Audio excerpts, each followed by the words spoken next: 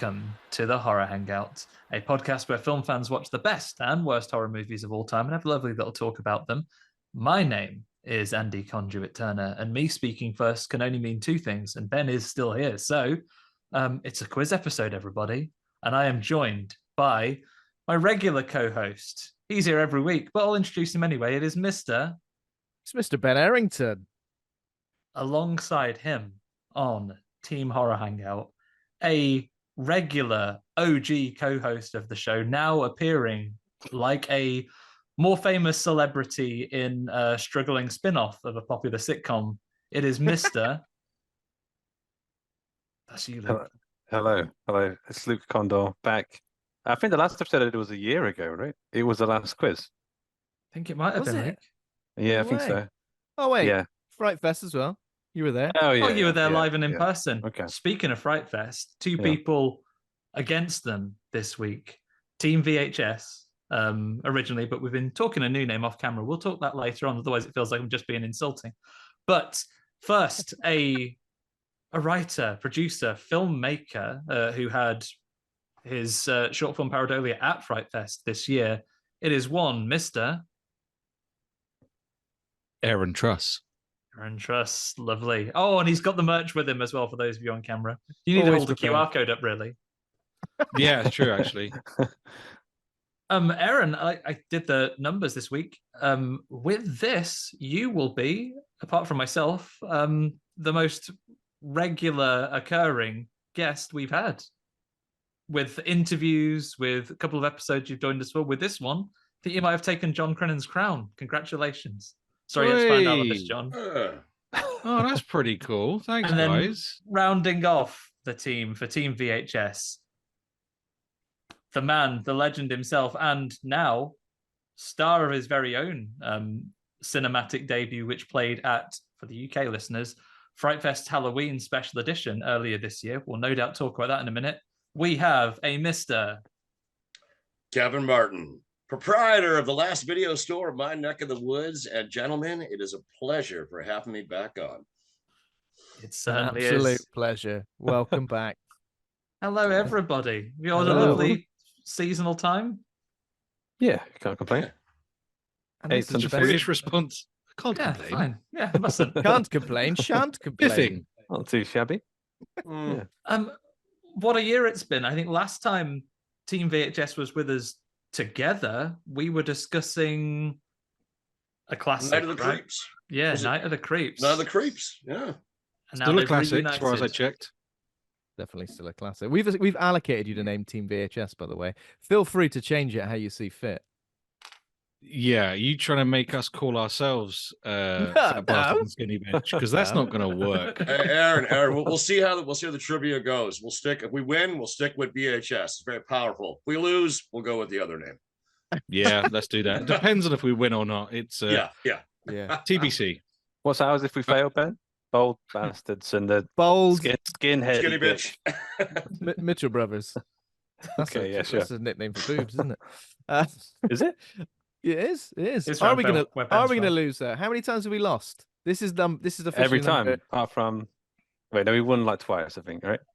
2 or 3 times. Know. We didn't last time. Why don't you talk about what films you've been enjoying over the Christmas season or beforehand, while I look up exactly how many times you've won or lost. Yeah, Andy with those numbers. I feel like we've only lost like once or twice, but I'm ready to be proved wrong. Has anybody seen anything of note over the Christmas period? I want to jump in here because I saw this film with Jake just before Christmas Eve, and I had no intention of going to go see it because I'm not a Godzilla fan. But Godzilla -1, my word, what a film! I was absolutely blown away by that film, and I'm so glad that I went to go see it because I've just been raving about it ever since. I'm with you 100%, Aaron. I'm a casual Godzilla fan, not a diehard, but I've never had so many customers come into my store going, Kev, we know you're going to get it in the shop, but you have to see it on the big screen. And I went on my way to go see it, and I was like, I didn't think I'd get all emotional in the Godzilla movie. By the end, I was. But the director had me when he said I think his 3 big influences were the original Godzilla from '54. Dunkirk, and then he had me when he said Jaws. Yeah. When he said Jaws, I'm Oh. like, okay, I'm in. Oh, yeah, you And, can see that. Yeah. It's weird because I'm not a Definite Godzilla Jaws person vibes. either. And I was taken aback by how emotional I got. But also, it was the first time a kaiju movie really like delivered like the horror of the kaiju experience, if that makes sense. That the Tokyo attack scene was kind of terrifying. It was just huge and unwieldy and like unknowably massive and destructive. Yeah, it was wild. I was absolutely blown away by it. Yeah, I think it had a lot to do. It helped with the time setting too, just having it near the end of World War II to start with, where these people are still traumatized with what happened to their country. And when you see Godzilla eviscerate that heat ray blast, especially with the again, good sound system in that theater, holy my God, I was just like, oh, these poor people. And that, again, that was the other thing with this movie compared to the American Godzilla movies. In the American movies, I didn't hate them, but they were popcorn, whatever, forgettable. When the human characters were on the screen, all we kept thinking in theaters like, get back to the monsters. We don't care about these people. 100%. With this movie, the story was good enough. So when Godzilla shows up, you're like, oh man, please don't like stomp on these characters I've grown to love and shit. Especially like yeah, go ahead. So I was going to say, you know, the bit where, I don't want to spoil it, but there's a bit where a character, like the blast or the air from the blast, the shockwave, kind of carries someone away. So not even like the attack, not the ray or being stomped on or anything by the kaiju, but just the impact around it is creating kind of takes this character away. Just shows you how like big it is and how like you wouldn't be able to beat it in that situation at all. Absolutely. I was surprised how quickly they revealed Godzilla at the beginning of the movie too. Although I suppose he wasn't truly Godzilla at that point yet. He was about the size of a T-Rex, but it was the scenes on the boat are my favorite. Like with the camaraderie between them. I mean, that's where the Jaws element really kicks in. I mean, they literally put an explosive in Godzilla's mouth, just like Bruce's mouth in Jaws, right? You got to shoot the explosive, and it was good. It was really, really good. I was really excited to see this. I am a Godzilla person, and I couldn't wait to go and see it. And it's a strange thing for me. And I read something about it the other day where it was saying, this is the first Godzilla film I've seen where I'm rooting for the people. Like you say, Kev, usually it's like, yeah, destroy them. It's brilliant to destroy them. And I'm certainly of an era, growing up, I used to watch a lot of the ones where Godzilla is the heroic character. So it's sort of the 70s ones where he's fighting other monsters, and a robot programs himself to grow to have a tag team match with him. I was in that era. So I love a good guy Godzilla. So it was there's been plenty of ones where he's been a menace. This might be one of my favorites. It's so good. I mean, Aaron, more than a menace. More than I was just going to say, it's the first time I've seen a film where, and honestly, like if the film's that good, I'll just sit through the credits and I'll be fucking talking to whoever next to me, just like getting at the raw kind of feedback, like literally as it happened.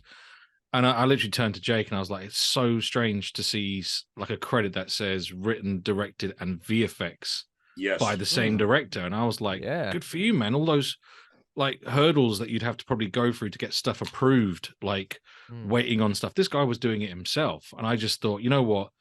That's probably, one of the first times I've seen a film where the vision from start to finish to execution, etc., was probably done exactly how we wanted it to be without it going to someone else. And I thought that was brilliant. I absolutely love that. But it also like made me think like, shame on you, Hollywood. Like, look at this film. Look how great this film is. And that's just it. That's always been a topic of conversation. How did this movie cost just below $15 million American? And it looks 3 times better than the $200 and $300 million pieces of trash that are coming out in Hollywood, especially in this last year, which aside from Barbie and Oppenheimer, Hollywood had a disastrous year. There's no doubt about that. And, it makes the average normie, not movie nerds like us, but the normie point and go, where exactly is all the money going? Like, are you guys buying each other luxury yachts before you even start filming a single piece of frame? But you bring up a great point where this was written, directed, and more importantly, the visual effects by the same man. So I think an average Hollywood director, when it's a big special effects movie, they just shoot what they want to shoot and say, fuck it, hand it off to the VFX guys, they'll fix it, without knowing how difficult that is. Where he planned his shots out as a VFX artist going, I know exactly how I'm going to do this. I know how we can do it on the cheap, and it worked. Yeah, it's honest as well. And the irony is that when we went to go see it, Jake doesn't like to be late for films. So if we've had a couple in the pub or whatever, like he'd be like, we have to go. We don't want to miss the trailers. And we didn't miss the trailers, but we saw a trailer for Godzilla X Kong or whatever it's called. Yeah. And it just looked like a pile of cack. And I thought, having never seen a Godzilla movie in its entirety, I thought, is this what we're going into? Like, and I've been going to the cinema and seeing films recently and been, thoroughly disappointed by the maybe I'm just seeing the wrong movies, but like you said, Kev, it's the Hollywood system isn't working. The paradigm of where the structure and where this money's going to and stuff. I mean, Chris Pratt is the voice of everything right now. And I'm not going to be surprised if I know they've got a new Wallace and Gromit -1. and they got a Wallace and Gromit movie coming out soon. I'm thinking, is Chris Pratt going to do Wallace? Like, what's going on there? But I honestly, I thought it was one of the best films of the year, if not like probably maybe on par with Spider-Man Across the Universe. Yeah. I know it's not a horror film, but kudos to that film. It's It's all right. brilliant. Like, it's great I think to it might see be up these there. things coming up there that are imaginative, are different, despite in many ways with Godzilla -1 going back to older styles of filmmaking. I don't know who this quote is from, but speaking about the economy of these things, you joke about it, Kev, but someone was saying, how do you do this on a budget of this low? The fact is that I think whoever it was joking, saying it's really hard to steal $1 million from a $15 million budget. When it's 150, 300, of course that money goes missing. Like, seeing a film that can be created when people are truly spending all of the money, every penny they have of this budget to make a film, you're right, any normal person, $15 million is more money than we'll ever see. But compared to the disgusting amounts of money that can be spent on films for, and don't get me wrong, when I look at the Godzilla in the Hollywood movies, and I like those new ones well enough, is it 99% better than the visuals in that film? No, I don't enjoy that film 99% more than I enjoyed, like Ben was about to say, I think one of my favorite films this year, if not for a number of years. Yeah, I think so. And as you mentioned previously, it's the fact that in the American versions, the human story is always something I find, like, obviously they're famous faces and stuff, but still, even like having those famous faces doesn't really add to the human story. Whereas this, I was immediately invested in the human story. It was great. Loved it. Yeah. Well, I mean, the last time I felt invested with an American character in a Godzilla movie, the marketing campaign lied to us, and that would be Bryan Cranston in the 2014 Godzilla movie, which they really pushed him. And those opening 10 minutes of that movie with him and his wife, good stuff, right? But then he's gone. And I'm like, he's coming back, right? No. And instead, we're stuck with the kid from Kick-Ass, which is about as entertaining as far as acting goes, watching a moose chew straw. Like, it was just, he just chewed his way through the scenery of that movie. And, I forgot he was in that. It was on TV recently, and I was like, what film's this? Yeah, and they wasted Ken Watanabe as well in the American Godzilla movies, I'm just like, guys, what are you doing, man? I don't know about you guys, but this year in review, like, I'm trying to think of horror movies, genre movies that stand out, but unfortunately they're standing out for the wrong reason for me. Wow, let's just go through the list. Exorcist Believer, Pet Sematary Bloodlines. Oh God, what else came out? I know. Oh no, Pearl was last year. Yeah, that doesn't count. Scream 6. Scream this year. Scream 6, which, you know what? I'm sure you guys are following the news. Both lead actresses out. The director just dropped out. I'm like, just stop. Just. The only way I'll get excited about a Scream movie again is, and I know the last one made bank, but Scream 4, 5, and 6, even get Kevin Williamson back to write it. And I'm not even a big Kevin Williamson fan, but he created the first two, which are probably the best. And obviously, you got to throw all the money you can at Neve Campbell at this point. I mean, that's the only way you're going to be able to salvage this train wreck that's going on with that franchise. Combination. Obviously, she's worth that much money anyway, but then you've already pissed her off by not paying her. So really publicly, she left the last one. Yeah. And again, not horror movies, but I mean, my biggest anger at watching a movie this year was Indiana Jones and the Dial of Shit. I've never been so frustrated. Different in Canada. how do you make a movie? How do you make a movie that makes me miss Shia LaBeouf's mutt character from Crystal Skull? No. I mean, how is that possible? You did it. You did it. Good job. I haven't seen it yet, you know. I haven't seen it. Oh, yet. it's great, Andy. You should check it out. Speaking of $300 million well spent, yeah, no kidding. My dad turned to me over Christmas and said, I saw the new Indiana Jones movie. They must have started filming it years ago because he's ever so young at the start. And I was just like, I don't think they started filming it in the 80s and then just like waited 40 years. I mean, famously, Steven Spielberg directed it and then was like, I'm not going to shoot the rest of the film later on. Don't worry. Going to give it some other guy. And I said, no, they de-aged him. And he just looked right straight through me. So I thought, actually, I'm not going to explain that. Don't worry about it. Same to The Last Crusade. They filmed it when he was a little boy, waited like 20, 30 years on the train. It's just so infuriating, guys, because this is so Disney. It's like when Star Wars came out. Hey, you know what the audience probably want to see? Han, Luke, and Leia together. Nah, fuck it. Let's not do that. Let's just kill them off in individual movies. And then with Indiana Jones, what won Best Picture last year? I don't know. Everything, Everywhere, All at Once with Ki Kwan, right? And him and Harrison love each other. Wouldn't it make sense? Maybe we should put Short Round back in it. Fans would like that. Nah, fuck that. We'll put Phoebe Waller-Bridge and she'll belittle Indiana Jones the whole movie and then punch him in the face at the end. Oh, that's what we love to see. He's an old washed up man. Oh my God. It was just. So is that a B minus? What's your score on that? The opening 20 minutes was probably the most entertaining with the de-aging stuff. That probably cost about half the budget right there. But I mean, even that was awkward to watch because, they had Harrison Ford's face on this stuntman actor and you could tell it's somebody else running. Yeah. But again, it's like they introduced Toby Jones as like this lifelong friend of Indy that we've never heard of as fans. I'm like, and then Salah shows up and you're excited for it. It's like, hey, it's Salah. This is great. And he goes, I want to come on the adventure with you, Indy. And he's like, no, don't worry about it, Salah. I'm like, no, us audience, we want Salah to go with you. That would be fun. Just one more time. But no, it was fucking bad. Kathleen Kennedy. That's all I'm saying. Fucking that. You know what? They're finally reaping what they sowed, and they're doubling down on everything they're doing. And it's not just Disney. I mean, Warner Brothers has had a brutal year. Did we even talk about The Flash and losing all that money? I mean, like I said, if it wasn't for Barbie and Oppenheimer, theaters would have been dead this year, just dead. But I'm trying really hard to think of good genre movies that came out this year. I have a couple of favorites. Yep. I mean, I feel like Talk to Me probably got a lot of shout when it came out. Oh yeah, Talk to Me was brilliant. But the one that really stuck with me, I like to leave a horror film feeling like I've dirtied my soul in some way. And the film that did it for me this year was Infinity Pool.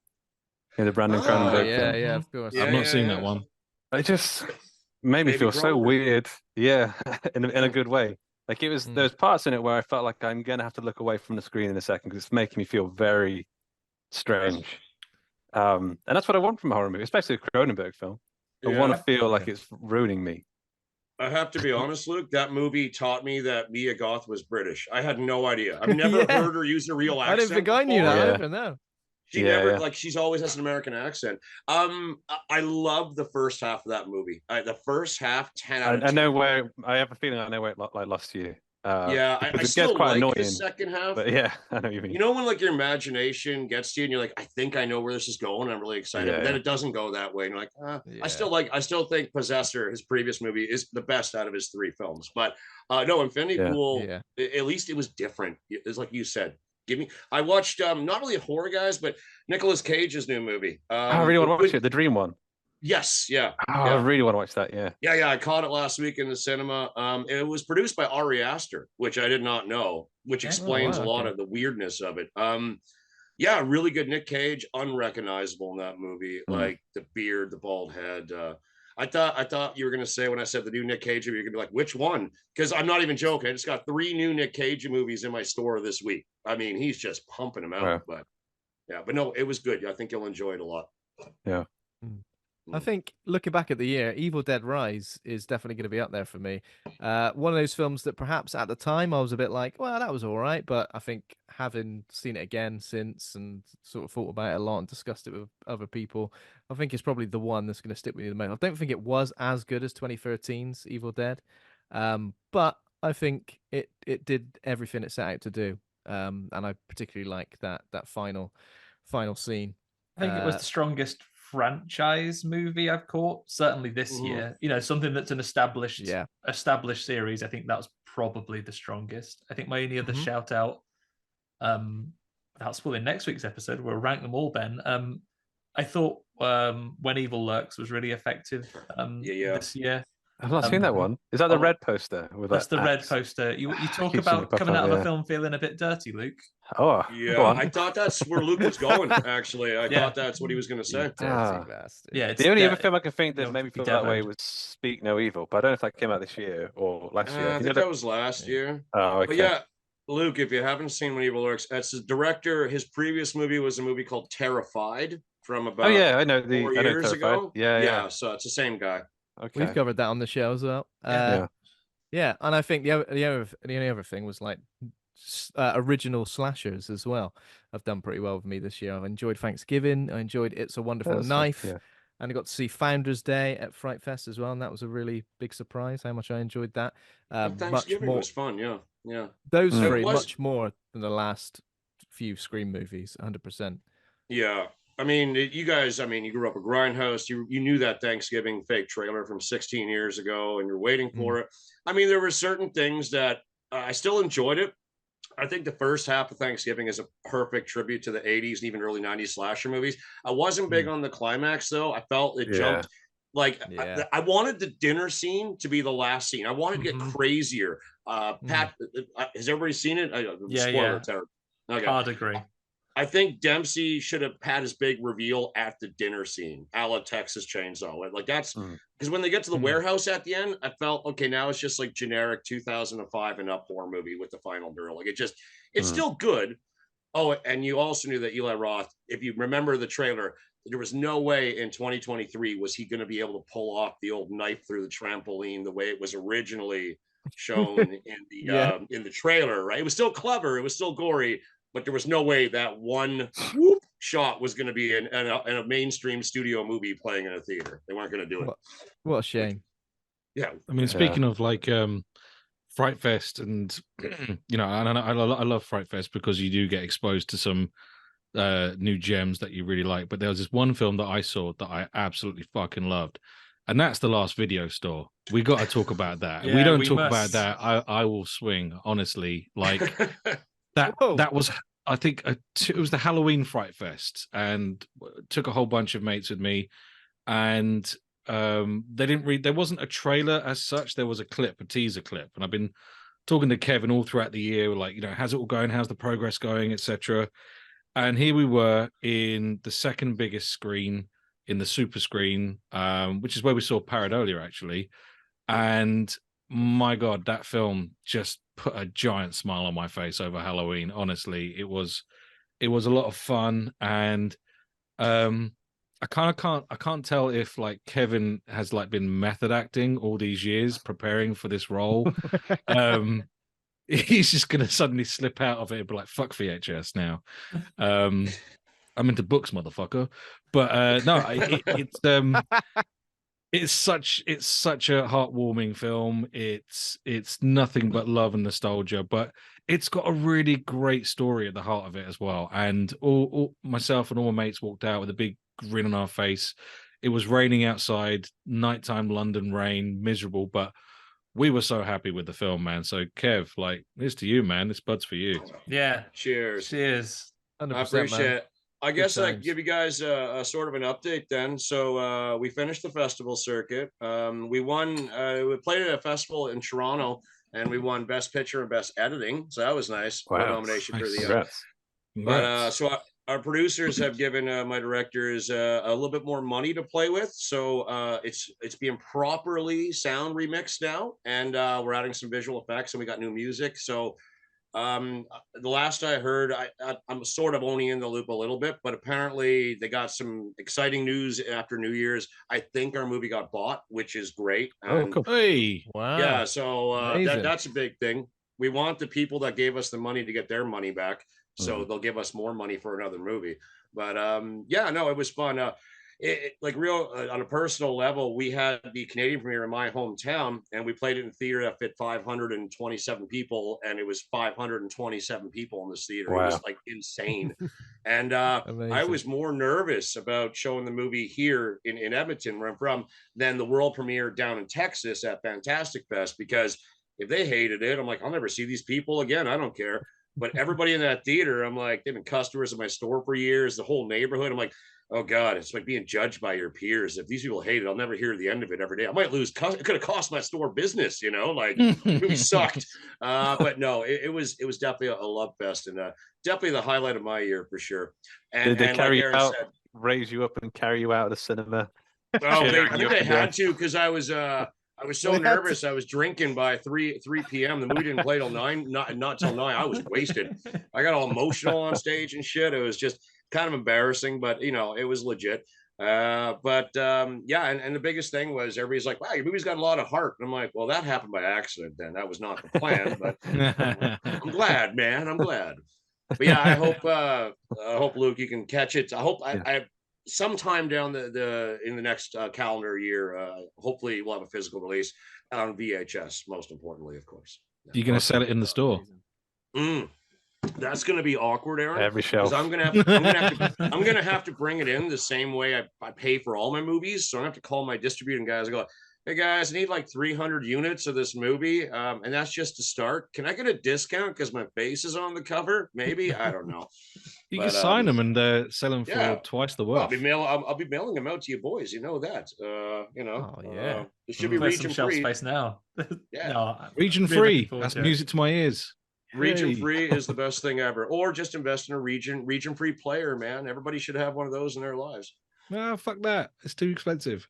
You know what? Just jump on the 4K gravy train. 4Ks are region free. You know, I can get 4K discs from Germany and it'll play fine over here. There's no locking, right? So it's only way in North America we can get our hands on Dawn of the Dead. Dawn of the Dead, you can't get it over here. I don't know if you guys, it's readily available in the UK to buy Dawn of the Dead, but actually it should be, because I have to get my Dawn of the Dead copies from the UK. It's the only place I can get them from. No, wow. It's all up in rights up here. It's weird how video store stuff works. Yeah. Awesome. Really weird. Amazing. Well, I'm looking. There's one more film I wanted to just chuck in there. Sorry, Aaron, throw it out there. Shout out to Ben for recommending this one. FPS. It's not a horror film, but I've seen the first hour of it, and it is not frames per second. No, it's a first-person shooter, and it's a documentary about first-person shooters. Was it a Kickstarter, Ben? Yeah, I think it was a Kickstarter. I didn't know about it until it was finished, so I just had to buy it normal, like a chump. It's about 4 hours long. John Romero and stuff. John Romero's in it. John Carmack. Such an interesting guy. Yeah, it's like it's essentially what In Search of Darkness does for horror movies, 80s horror movies. This does for first-person shooters, but like from the very beginning all the way through to modern shooters as well. But yeah, it's really fun. Oh man, the opening titles are just juicy. Like the opening titles, you know, the VFX guys had so much fun with that. Like basically making their way through this 80s corridor with the guns starting off from, I don't know what it was, but then slowly I start to recognize it, like, oh, that's Wolfenstein, oh, that's Doom, oh, that's fucking GoldenEye. Cool, like, man. and it's right at the very end of the title treatment comes up, and all the guns come up on screen, just blow it away. Yeah, that was great. It was great. So I was just like, yeah, you got me. I'm watching this. This is brilliant. That's funny you mentioned it, Aaron. I was flipping through like what I could watch online 2 nights ago, and that one was on there, and I'm like, oh, that looks interesting. Instead, I ended up watching the Paul Giamatti movie, The Holdovers. I don't know if you heard a lot of buzz about this. I heard about it. Yeah. I was going to say, Paul Giamatti did a documentary about first-person shooters. He was in John Dies at the end. The man can do anything. He can do anything. Yeah. But yeah, The Holdovers was brilliant, by the way. If you're a fan of Paul Giamatti, it's worth watching. But my favorite documentary, or one of them this year, and a great star of the store, if you're a RoboCop fan, Yep. If you have not watched Robo Doc yet, I have that on my list. Dude, it is 4.5 hours. It is like so extensive, and it just reaffirms the case that Paul Verhoeven is a fucking lunatic in the best way possible. Absolutely, just so entertaining. Great. I think I saw like an outtake of that or something. It was a guy who had like some Oreos. Is that in the film? Robo wants an Oreo. Yeah, Peter Weller is calling bullshit on it. That one, and because it was a Christmas season, that documentary on the very infamous Star Wars holiday special from 1978. Yeah, I've seen that documentary, A Disturbance in the Force. If you want a good chuckle and you're a Star Wars fan, you remember that? Yeah, give that one a watch too. It's a good time. Amazing. Loads of stuff to add to the list, definitely. Is it just about the first RoboCop as well, that RoboDoc? Yeah, that's a crazy thing. I thought we were going to cover the whole franchise. But we don't I don't think I wanted to cover the entire franchise, to be honest. Just that first one's fine. Just the first one, yeah. Yeah, that's fine. It's like talking about Jaws. They only made one. You know, there were no sequel. Highlander. They only made one. It's just there can be only one. The only one. There can only be one, my friend. Good stuff. Amazing. Well, I mean, real quick is as far as what you guys know is coming out in the calendar year 2024, is there anything you're looking forward to next year coming out that you know is coming out? Good question. Because my mind's kind of blank. Bad Boys 4. Yes. Is that legit? Yeah. Beverly Hills Cop 4. Beverly Hills Cop. Wow, yeah. Really? Beverly Hills Cop 4, yeah. Axel F. I want to see Poor Things, which I don't think is out until... I want to see that as well. Poor Things looks great. Yeah, I want to see here already. Yeah. I'm super excited to watch the Iron Claw, which I think comes out in February. The wrestling one. UK. Yeah. That's the one about the Von Erichs, yeah. Been looking forward to that since it was announced. So, yeah. I was going to say, because Luke doesn't do the show normally, do you? You don't do the house shows. You sort of turn up like Batista or The Rock every once in a while. He will be there. He turns up for WrestleMania, which is this quiz is WrestleMania. Yeah, you won't catch him in the Rumble, but he'll turn up at WrestleMania. It's all good. Yeah. What else we got? Oh, Gladiator 2. Oh yeah, 2024. I don't know. I mean, there's lots of great actors in it, though. Oh, Gladiator 1 is one of those films I watch like every. I used to watch it every year. That it became too much. So now I watch it like every 2 years now. I still absolutely love that film. But Gladiator 2, do I need a sequel? I don't know. And apparently it's about a man fighting a tiger or something. You is already that right? did that, right? Well, did anybody see Ridley Scott's Napoleon? It's on my list. I've heard mixed feelings to it. Yeah. Oh, hey, did anybody suffer the pain of trying to watch Zack Snyder's Rebel Moon? I watched it. No, I thought there's some really cool Heavy Metal Magazine style images in there. Like there's a spider lady fighting a girl with laser swords. And I thought there's cool stuff in there. But by after the first hour, I was like, this is just mush at this point. I don't understand what's going on.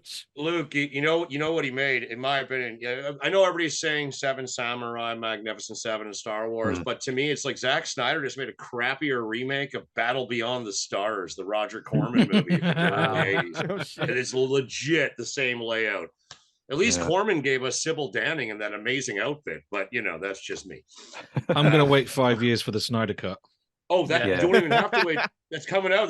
So this one came out. Then Snyder has his rated R extended cut coming out, and then we get Rebel Moon 2 in March, and then the Snyder cut of Rebel Moon 2, and then probably combining the two together. I'm gonna wait until it's in 4:3, and black and white, Ultra. You can trigger it anytime.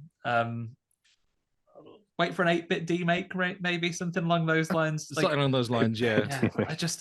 I think Zack Snyder is a phenomenal visual talent. He's a great music video director. Yeah. But what a good start to his. My favorite thing he's ever done was the Dawn of the Dead remake, which I think benefits a lot from having someone else writing it. I think he suffers from being the only creative voice on a project because. I mean, everything I've seen, I feel bad because it's very popular to shit on him unless you love him. I don't think he's like really, really polarizing. I think, but I thought he did an admirable job with the Watchmen adaptation. I think 100%. that I love Watchmen. I love Watchmen, and I love Man of Steel. I think those two films are I like 300. really, really good. I think 300. I mean, I like 300. It's a bit cheesy, but I think it's still cool. It was a very cool film. Yeah, I remember seeing it in the theater, especially if you're a younger guy when that came out. I mean, sure. It's a good popcorn movie. It was a lot of fun. Yeah. I think he has a lot of talent, but I think he's a bit like when you're a kid and you've got your friend or your mom or something a really great Christmas present. You can't wait to tell them, and you have to fuck it up by telling them beforehand. I think he has that same energy that he's carried on, because it's like a film we've made, and it has a lot of great, impressive scenes. It's got some wonderful ideas, but I think he really struggles to rein himself in and say, I'll save that so I can do a really strong, really punchy 90, 100-minute movie, rather than something that's 3.5 hours long, and then you. Is there a lot of slow-mo in that's this just one? no respect for your there's time. so much slow-mo. I think someone like drops some beans or something, and the beans go in slow-mo as they hit the floor. Farmers? Oh, yeah, or seeds or something, yeah. It's almost like... Have you dropped beans? Yeah, I have. Oh. It's like if you were forced and you wrote the most brilliant script and you only had 2 directors to choose from who's directing your script, would you choose A, Zack Snyder, or B, Michael Bay? Which one do you choose? Oh, shit. It's your script, so you can't fuck the story up, but it's the way it's going to look. Who do you pick? Oh man, I'm gonna go with Michael Bay. I really hate the idea of doing it, but I gotta go with Michael Bay. Yeah, I just watched The Rock again. I gotta go with Michael Bay too. He's got it in him, you know. Yeah, don't get me wrong. I love The Rock and things like that, but it's Zack Snyder with the slow mo. Have you ever seen Garth Marenghi's Dark Place? Yeah, Yes. Anything I think the same thing. Just to space out the episodes, they just make everything slow motion. And he doesn't need to do that. If you sped all of his slow mo scenes up in his films, you probably have a 90-minute film. Yeah. Come on, Zach. Snyder cuts a hair over 2 hours. Yeah, just whittle it down to 90. Get rid of the slow mo. Yeah, that's it. Fuck the beans. I miss the fucking 90-minute movies. I think it's a I do as well. Yeah. You know, again, when I'm looking for films to watch, if a film is 90 minutes, I'm much more inclined to click play on it. If it's over 2 hours, then it does give me a bit of like, I've got to get up in the morning. I've got to do that, and I feel like there are films that I'm sure are brilliant that took me ages to watch. I haven't seen The Green Knight yet, which by all accounts I would really enjoy. Like that film. Yeah. But it's long. I haven't watched Beau is Afraid yet. I haven't watched Beau is Afraid. Too long. 3 hours. I'm sure it's great. I finally watched June, and I did it probably not in the format the directors intended, because long. I watched it on a flight on like a little tiny aeroplane screen, because where else was I going to be? I watched it on a Nintendo DS. I watched Oppenheimer over 3 nights in 1 hour segments. I knew that could work like that. To be honest. I didn't mind it actually. Yeah, but it was a good way to watch it. You know, I was fine with it. I guess when you know what's going to happen when it's historical, it's like, is he going to crack this? Oh no, it's a multiverse film. Something else happens. Turns out, I haven't bloody made the bomb after all. Got it. Oh, I always joke, if you've seen Oppenheimer, and if you remember Danny Boyle's Sunshine is now the sequel to Oppenheimer, where Cillian Murphy's character is the great grandson of Oppenheimer. And this time he's going to use nuclear fusion to save the planet, not destroy it by reigniting the sun. Go into next time you watch Sunshine, think of it that way. I'm like, this is a sequel to Oppenheimer. You've done it. Just 200 years later. Recently. I like it. There's like a guy with sunburn who's gone crazy. Yeah, he's going to stab everyone. Oh, yeah, that was not necessary. That's when it became Event Horizon. If I want to watch Event Horizon, I'll watch Event Horizon. Yeah. Shall we? Right then, everyone. Is everyone suitably nervous, or has this calmed everyone down nicely? We've had a little drink. We've all got to chat for a little bit. Can we cut to a commercial break? Yeah, some of the things you're ready. Because fairness is important, everybody. I have 4 sets of questions, and I'm going to ask you a question first to see who gets to pick which round of questions they want. Don't want any emails or any tweets saying we weren't fair about this. So, first question for everyone, and I'm going to ask you for your answers by alphabetical order, going by your first name, Swear, and you're going to be first. Oh yeah, double Thanks, A. Mum and Dad. Yeah, you've won Yeah. this. So the question I'm Hey, going to ask Rob. everyone, and you'll choose based on how close you get. I'm going to a horror classic for our first question. So, in the horror classic Dracula, the ship that Dracula travels to England on, the Demeter, washes up on the shores of England, bringing Dracula to the UK. What date does that occur? Son of a bitch. Aaron, I'm going to take your answer first. Just to clarify, original, are we talking Lugosi? I'm going by, I Googled it, so I guess the book. Yeah. Oh, we're going by the book. Oh, going by the book, or at least as far as I trust that the book was translated into the film from this year, Last Voyage of the Demeter, and that date was correct, because that's it's all diary entries, isn't it? So, so what date does the Demeter wash up? I'm going to say the Demeter washes up on the shores of England on a Wednesday. Day of the year. Which particular Wednesday would you like? What a guy. I'm just going to say, fuck it, 16th of July. The 16th nice of July. Do you know what really pisses me off? Dracula is right there on my desk. You can just taunting you. Reach him and flick through. The Bram Stoker novel is on my desk right there. The vampire sat on your desk. It's right there. I could just be like, when did you come to England, Dracula? It looks like it was the 16th of July. Ben, what is your date? Oh, let's go the 10th of April. Oh, man. That's exactly what I was going to say. I know. Kev, you're next. I'm going to say August the 18th. I mean, it was very gloomy, but... That's that one. And then Luke. I'll try and find the middle point between, it'll be like 15th of December or something. I feel that area's not been covered. Okay. Good thinking. I guess this doesn't matter. This just depends on what questions we're going to get, doesn't it? Yeah, this just depends which order you get to choose your questions. Kev, you're going to get the first choice. You were 12 days out. He arrived on the 6th of August. Wow. Are you Dracula? Summer Crossing. So, Kev, you were 12 days out. Aaron, you were 21 days out. Ben, you were 118 days out. And Luke, you'll get what's left. You were 131 days off. You'll get what's left.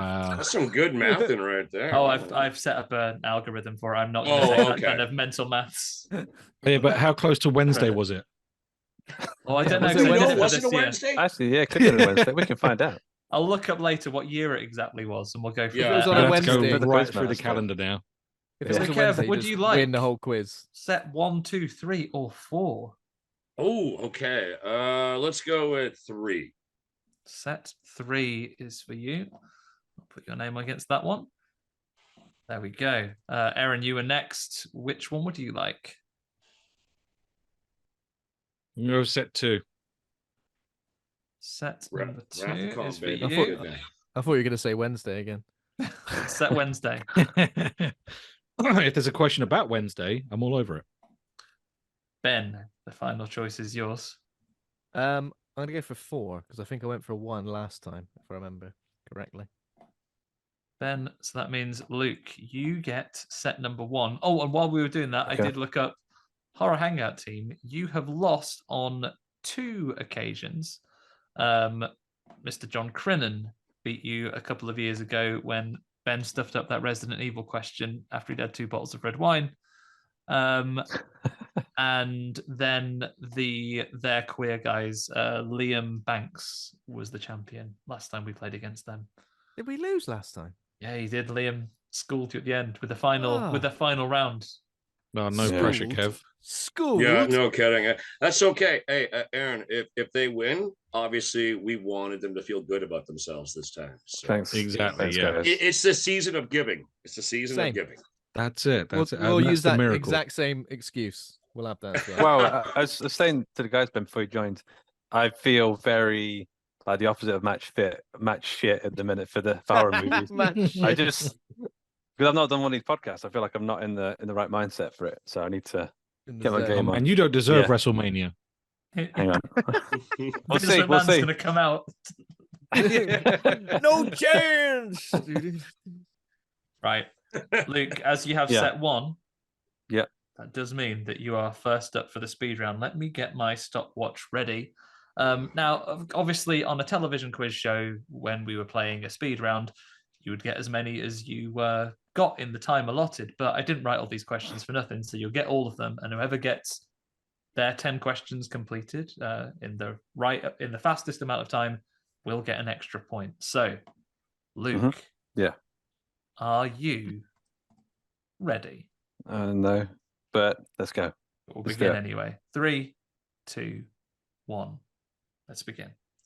In a 1997 sci-fi horror, the rescue ship Lewis and Clark ventures out to rescue which titular vessel? But is it Event Horizon? It is Event Horizon. In a series of films, what is the name of an annual 12-year event during which all crime is legal? The Purge. The Purge, correct. Jackie Earle Haley famously took on the role of Freddy Krueger in the 2010 Nightmare on Elm Street remake, but who plays Nancy in that film? Don't know, pass. Let's pass. It's Rooney Mara. Who is the author behind the short story that would be made into Hitchcock's classic film, The Birds? Daphne du Maurier, maybe? It is Daphne du Maurier. Very good. In Talk to Me, what phrase is used to allow a connected spirit to possess a player? Let me in? I let you in. Oh, I'm going to have to be harsh on this, Luke. You're professional. The Model 3 generative android created by Seattle toy company Funky is better known as what/who? Mafregan? Mafregan. Which 1997 film boasts a cast including Robert Englund, Kane Hodder, Tony Todd, and Angus Scrimm, but none of them as the film's antagonist? I do know that, but I don't know. Pass. It's The Wishmaster. Before taking to the road to combat the Tallmen, what was Reggie Bannister's character's job in the Phantasm series? He's an ice cream man. He's an ice cream man. Very good. Despite having a number of scenes in English, Shudder Darling of the Year, Speak No Evil is a film from which country? Scandinavian country called... Which one of them? Norway. It's Denmark. And slain demons since 1993 and described as a bio-force gun in the 2005 film. But what, according to Doom's designers, does BFG actually stand for? Big fucking gun. Big fucking gun. Correct. There we go. Should have got that Wishmaster one. Wow. Well done, man. That was good. That was good. Well, that was solid. That was fantastic. That was intense, man. Well I always start out strong and then fizzle within seconds. So don't worry about it. Every single year. Yeah, but what about quizzes? Well, both, good Christmas pants. All of Christmas pants. Right. Aaron, you're ready. Yes. For the next round is yours. Shit. Let's do this. Okay. 3, 2, 1, go. Joe Lynch's Suitable Flesh is based on a story by which horror author? Oh, shit, pass. It's H.P. Lovecraft. The sequel to which horror film was subtitled Double Tap? Oh, fuck. Zombieland? It is Zombieland. In slasher classic Peeping Tom, what misleading label is written on a bag containing pornography sold to a customer interested in Mark's photographs? Oh, shit, pass. It's Educational Books. Yeah. Which divisive actor lends his distinct voice to a baked horror character in The Ginger Deadman? Pass. It's Gary Busey. In 2023's Thanksgiving, a killer dressed as Pilgrim, John Carver, takes revenge because of a riot which happened during what event? Thanksgiving? It's a Black Friday sale. Fuck. Deadly Blessing, Shocker, and Night Visions are some of the lesser-known films by which horror director? Can you read that again, sorry? You can. Deadly Blessing, Shocker, and Night Visions are some lesser-known films by which horror director? Fuck it, pass. It's Wes Craven. The sequel to Prom Night abandons the original film's premise and embraces a new villain for the next two entries by saying hello to who? Oh, shit. Read that again, sorry. So the sequel to Prom Night abandons the original film's premise and embraces a new villain for the next 2 entries while saying hello to who? So it's Prom Night 2, hello. Pass. It's Mary Lou. A gang of punks with names including Scuzz, Trash, Spider, and Suicide party in the wrong graveyard in which horror comedy? Return of the Living Dead. Return of the Living Dead is. Rock horror Trick or Treat features Gene Simmons as a record store owner and which other rock icon as a disapproving television priest? Oh, Ozzy Osbourne. Ozzy Osbourne. Polish game developer Bloober Team are currently working on which horror game remake? Silent Hill? Is Silent Hill. Silent Hill 2, I'll give you that one. All right. There we go. Very good. Shit, how did I do? That was good intense. job, buddy. That's hard. Good work. Yeah. Good work. Woo! I might have shit myself. There were some tough ones there. Yeah, it was tough. I was all bummed out there when the Prom Night 2 one. I'm like, that was shot in my city. Prom Night 2 was shot here. Wow. And it I was go the Wes by Craven that one that got me. Yeah. I was like, of course, fucking Wishmaster. Not Wishmaster. I was looking at your face. I was looking at your face, Kev. You look so locked in. I feel like you're just gonna. This is gonna be experience. I feel like I'm off to a poor start on this one. Sorry, I'm gonna get all the questions. I'm like, I don't know what that is. Like, yeah, all right. It's always the ones that are other people's that you're gonna know the most. Yeah, I'm like, I knew I should have box number, whatever. Yeah. Right, Kev, are you ready? Oh, okay. Yes, sir. Let's do this. 3, 2, 1. Let's begin. In many tellings of Dracula, what is the name of the solicitor who is driven mad by the vampire, becoming his servant and being committed for it? Renfield. Renfield, correct. Prey saw a member of which Native American tribe battle against an intergalactic predator? The Comanche. A Comanche, very good. Vampire thriller Near Dark was directed by which now Oscar-winning director? Catherine Bigelow. Catherine Bigelow. An alien fast food mogul named Lord Crumb invades an Antipodean village in which cult classic? Bad Taste. Bad Taste. In 2016's horror anthology Holidays, what is the first holiday that's covered? I hated that movie. Fuck. Christmas. It's Valentine's Day. In 1978's Night Creature or Creature Out of Darkness, depending on your territory, what animal is the titular creature?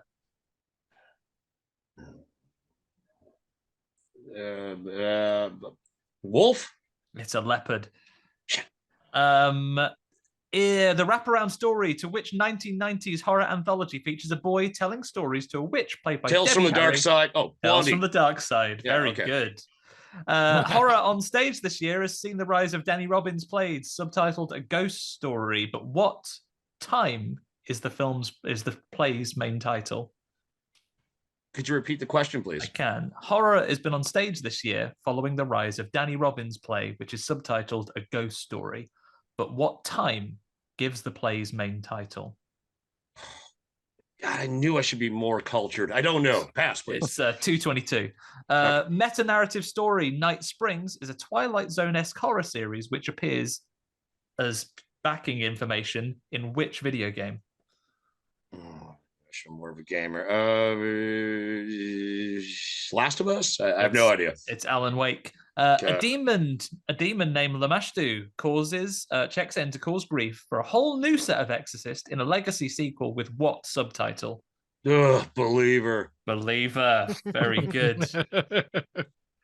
Oh wow. Oh wow. Oh, was that well done? Okay. Well done. Hey, really well good. done, man. That was insane. Thanks. Yep. You even did that thing where you cut him off before the question was even finished. That was That was powerful stuff. That felt like the toughest. That felt like the toughest round so far. Yeah, yeah. Definitely. That was like a set of questions where I think I would have flapped. That was a strong show. The first 4 on the bounce, absolutely correct as well. It's only until a film that you will now hate even more, Holidays, where you make Danny wrong. I watched it once and I couldn't believe how I think Kevin Smith was given the easiest holiday to do, and it was I think he got Halloween on that anthology. And how do you fuck up Halloween? I mean, honestly, yeah, it was. That was a disappointing. I didn't remember that. I watched it again in the run up to Christmas. There is a really It's like There's a a really very surreal forgettable. Easter one. There's a really surreal Easter one where a little kid sees the Easter bunny and it's like, now you must take my place. You know what? That sounds Now that I great. think about it, did they have the holiday segments in order? Like, because Valentine is, I guess, the first holiday Yeah. of the new year. It runs Shit, in see order, that- so it goes from Valentine's Day and finishes on New Year's Eve. Right. See, that would have been, that would have made that's logical. Yeah. Damn it. It's cool, Right. man. It's cool, man. Yeah, we got this. We got this. It's all good, baby love. We're doing okay. The beer's Listen, starting to Ben kick in over. Errington. Good. That was impressive. Are you ready for Yes. yours? Yeah, let's go. In that Let's case, do Ben, it. your time begins now. What was the name of the series recently presented via Netflix, which saw GDT presiding over a series of standalone horror stories? Cabinet of Curiosities. Cabinet of Curiosities, very good. What is the surname of the twin sibling directors of films such as American Mary and the remake of Rabid? Oh, Soska? Oh. It is Suska. In most versions of Black Christmas, what is the name of the obscene call-making killer? The Moaner? Oh, you want his name? The name his mom gave him, or his actual name. Okay. Not the Moaner. What is it? David? It's Billy. Ah. What country is Christmas horror musical Anna and the Apocalypse set in? Oh. Is that a Scandinavian country? It's not, Ben. It's Oh, Scotland. okay. Just say no. Next up, in Brandon Cronenberg's Infinity Pool, how does the enigmatic Gabby first surprise author James during a trip to the beach? Oh, how does she surprise him? Yeah, she gets a little surprise. Grabs his... Oh, gives him a hand job. Yeah, wanks him off, correct. Yes! Which character actor starred as the villainous mystic in 1989's Warlock and its sequel? Julian Sands. Julian Sands, very good. 2013's Oculus sees Karen Gillan trying to destroy what kind of cursed object? I've not seen that. Is it like a VR headset? No, it's a mirror. Ah. In a I film see adaptation of Sherlock Holmes' investigations into Supernatural, where Christopher Lee plays a beleaguered Baskerville, which other veteran horror actor plays the master detective? I don't know that. Is it... Oh, fuck. No. Pass. It's Peter Cushing. Oh, According to a mean deadeye, as it taunts a possessed woman's children during Evil Dead Rise, where is their mother? with the maggots now. With the maggots, correct. And what story featuring space monsters called necromorphs has John Carpenter allegedly expressing an interest in adapting into film? Dead Space. Dead Space. Very good, Ben. I said a VR headset. I know why you said it as well. Yeah, because the It's called Oculus. Yeah. VR heads, yeah. Well, that's more of a lawnmower man plot device. Yeah. Yeah. Yeah. I've never seen that film either. That was I've like- not seen it either. Actually, Mirror felt like that. I think I thought that initially, but I was like, that's too easy. yeah. Good times. That Okay. was- Right. yeah. Let me hit these times for you there. So an extra point for the fastest person through their round. Aaron, you finished fourth on that one with 2:16. Ben, you're a little faster, 2 minutes and 8. Kev beat you by a second, 2 minutes and 7. But it's Mr. Luke Kondor with I'll take 1 it. minute 52. Oh Wow. Your extra point for that. Thank you very much. Gonzalez. Yeah, but being fast doesn't mean you Motherfucker. got them right. That's true. You got a lot right. Yeah. Yeah, he got a lot right. You got a lot right. Yeah.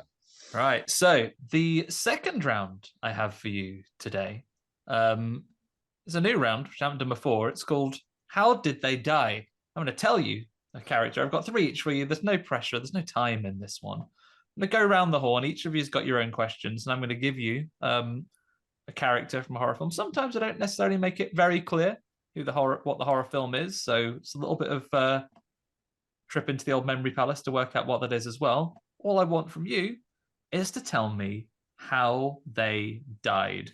I will give you... Okay, we'll play by the nice rules that we sometimes play by here. You can get a point if it's your own question. If you do not get it right, I will give your teammate a chance to save it before I pass it over to the other team. The other team get to go last, but they do get to confer before they give one answer between them. Mm-hmm. We will begin then with Luke, your first one. Okay. And for your first one, I would like to know, how did they die? the second killer shark to make a nuisance of itself on Amity Island? Wait, how did the shark die in Jaws 2? Is that what you're asking me? If that's how you want to interpret what I've asked you. Cheeky bastard. I haven't seen Jaws 2 since I was like 5 or something. So I actually have Go no back idea. into your memory palace. What would 5-year-old Luke say about this? Goo goo. You couldn't speak yet. 5-year-old. 5-year-old. I don't know, kids. Hang on, let me think. How would I kill a shark? I mean, they blew the first one up. I think they blew it up again, but in a slightly different way. Somehow they let it in, or they surrounded it in some sort of gas that dropped it to the depth of the ocean. No, that's and they erased it Godzilla. No, okay. I think they blew it up really quickly. I think they blew, and they drove a plane into its mouth. I think they blew it up as similar to the first one, but they wouldn't have done it in the same way. There was like a little rubber dinghy covered in TNT. And they blew it up. So I'm afraid it's not a rubber son of a dinghy. bitch. Not a rubber dinghy. Poison Lilo. How many guesses does he How get? many guesses he gets? Sorry. I just brainstorming. Ben, do you have an answer that will save this before I hand it over to the others? I mean, we watched it this year, so I should know. But in my head, I can only see the shark getting blown up like the first one. Electrocuted? Oh, that's a good way to kill it. It is electrocuted, Ben. Yeah, It is electrocuted. Of course, it's like the big wire goes in its mouth, right? Yeah, that's Something it. like that? He bites a big old electrical cable. Very good. Give you one on the son of a bitch. give you one on the saves over there. Thanks, Ben. Aaron, yours is next though. Sergeant Neil Howe while searching for a missing child. Oh. So Sergeant Neil Howe. He's off looking for a missing kid there, but he gets killed. Oh, okay. I think I got it. I'm really nervous to say it though. Oh, Okay, fuck it. Can I confer with Kev? Well, fuck. The name sounds familiar. Aaron, do you think you know? I think I got it. I think I got being it. vague on the movie. Okay. Just go for it. Oh, get it shit, wrong, yeah, then no, They I put him got in a it. fucking wicker man. Yes. They burn him fuck up in a yes, wicker son. man. Very good. See, I Yeah. wasn't sure because I was like, Fuck. shit, he's looking for Rowan Morrison. And I was Yeah. like, is this the wicker man? Yes, it does get burned up in a wicker man. Shag So, the gentlemen, landlord's the lesson daughter. of the Wicker Man, as always, if you are at an inn and a beautiful naked blonde woman is singing seductively, tapping on your walls, trying to avoid you for sexual carnage, you have sexual carnage with her because if he would have banged her, they couldn't have sacrificed him. Yeah. Yeah. His Sex stubborn, wins. Bloody Yeah. virgin. Yeah. It would have been That's a how win-win. my dad got my mum to go out of him, apparently. Said, please, I'm going to be burned Which in a part? wicker man if you don't. I'm gonna be burned in a wicker man, please. That's it. That's it. Well done. Well done. Aaron. Kev, your first death question is this one. What happens? How does a human/xenomorph hybrid child of Ellen Ripley die? Could you repeat that one more time? Just so I get the can. wording. Oh. How does the human/xenomorph hybrid child of Oh, Ellen right. Ripley Gets sucked die? right the fuck out of the ship in Alien Resurrection. And it was painful the way that poor bastard thing screamed. Ugh. Yeah. I think that's exactly the phrase that Andy has written down for the answer. I've written slept out of an airlock, exactly. We should get 2 points for that one, Andy. As much as I wasn't a fan of that hybrid, I felt bad when it Didn't went it say down. like for it, mummy? It like moaned Yeah. like a Yeah. mummy sort of sound. Yeah. Yeah. Poor little guy. 1997, baby. November 97. Alien Pour one out. Resurrection. Who was Pour one out the for the xenomorph director? baby. It was a director who made like Amelie. or something, wasn't it? Delicatessen, and he made Yeah, City of Lost Delicatessen. Children. Amelie Yeah, I and- think yeah. so. Yeah. I'll never What a forget. weird Though, choice. I saw it in the theater, and that's when they were releasing toys a month before the movie came out, and they totally gave away the twist of Winona Ryder not being human because the toys were available. of Winona Ryder's character, and you read the back, and it gave the whole description of how she's an android and shit. I fucking hate when that happens. The same thing happened to me when I bought the Phantom Menace soundtrack in Woolworths. I knew you were going to bring that up. The and it was like Qui-Gon's noble Jinn. end. What do you mean noble end? Oh shit! I mean, it could have been a different end. Yeah. Unless it was his dick, I wouldn't have thought that. You know, like, hello there. The negotiations were short. Sorry, I'll shut the fuck up now. Ben, your first film death. What happens to popular and memorable character Corey Hawkins, ending his role as a co-antagonist in a 2022 trilogy capper? Oh God. Oh. Oh, okay. So it's, you know, Corey Hawkins, the name on everyone's lips. Is it? Was he the shitty Michael Myers wannabe? I couldn't possibly comment, Ben. It's up to you. Yeah. Commit to your answer.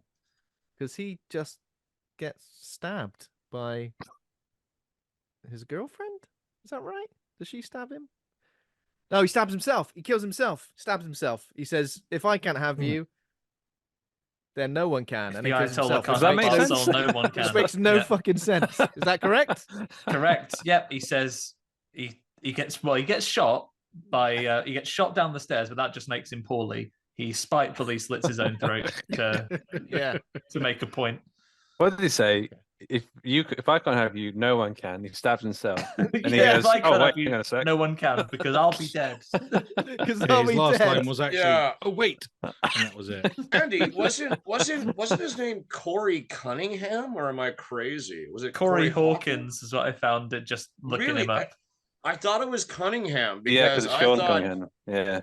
I thought because that was the big fuck you to that was the big Easter egg because Corey as in Corey Feldman, Cunningham as in Sean Cunningham. See what we did there where Tommy Jarvis was going to be the next Jason Voorhees?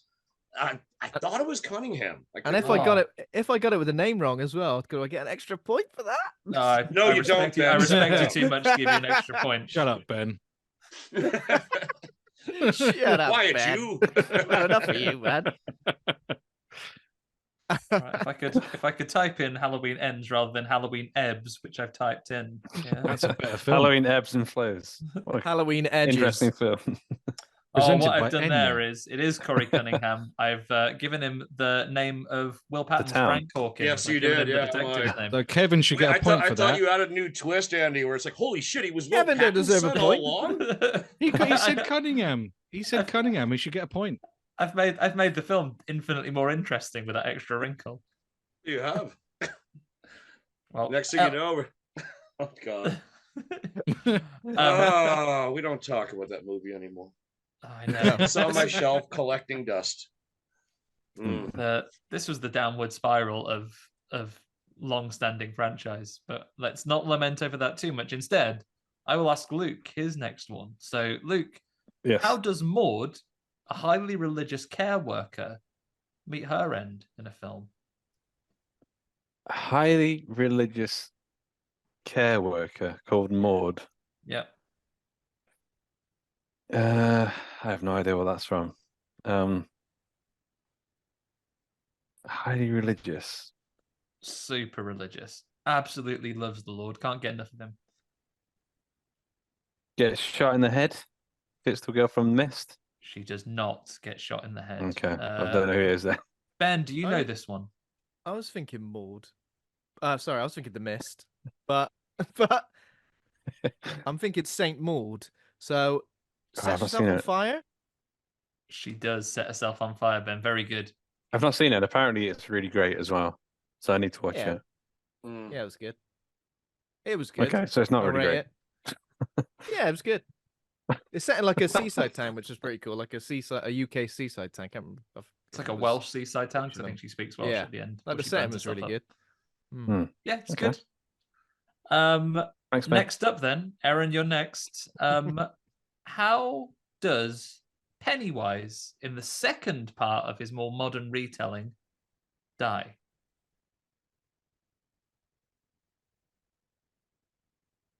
All right, okay.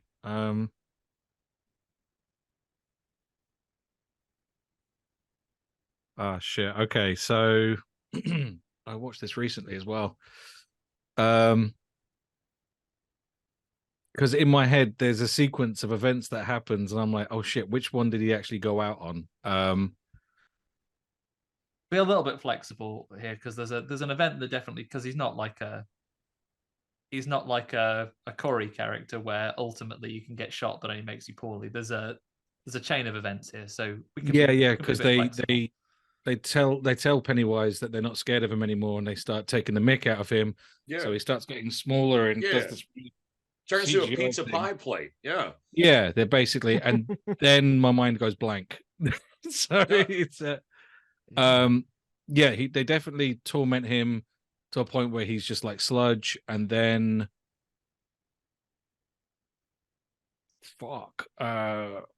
that's not what they do. They're all still children in there. No, they're adults. This one, it's okay. They're adults now, aren't they? Yeah. So you've got enough that I will give you the point for. Ultimately, apparently, they pull out his heart, but the main thing I had is that they kill him mostly by negging.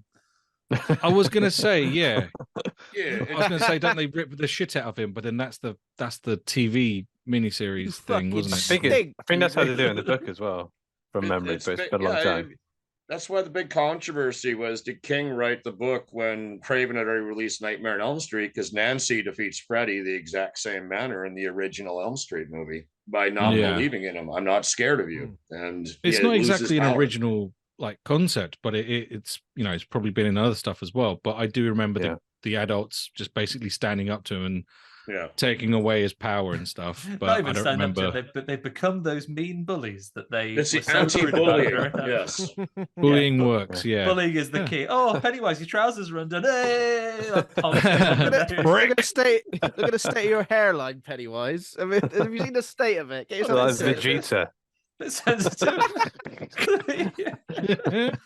Oh, geez, Pennywise, you put on weight. Fucking hell. I prefer Tim Curry. Ooh. Oh shit. Wonky eye. Kev, this one is for you. Yeah. What happens to Tatum Riley while out fetching drinks during a house party? The funny thing about that movie is that they had the most beautiful actresses ever. And if it would have been an 80s movie, some of them would have got naked, because that's just how the world was in the 80s when it came to slasher films. Unfortunately, it was the 90s and they all had television careers, and Rose McGowan, being beautiful, goddamn. Anyways, long story short, she tries to escape through the doggy door of the garage, and Ghostface pulls the thing up and basically breaks her neck, breaks her body. That is a powerful garage. Lift. I don't know the physics snaps in a garage door. Yeah, the garage door. I don't think any garage door is that strong to be able to do that. But you know what? God bless cinema. Health and you safety should get an extra point now. Because you do raise a good point that Rose McGowan looked very good in that film. Well, she definitely was. It was very cold that evening in the garage. At least they gave us that. Very cold.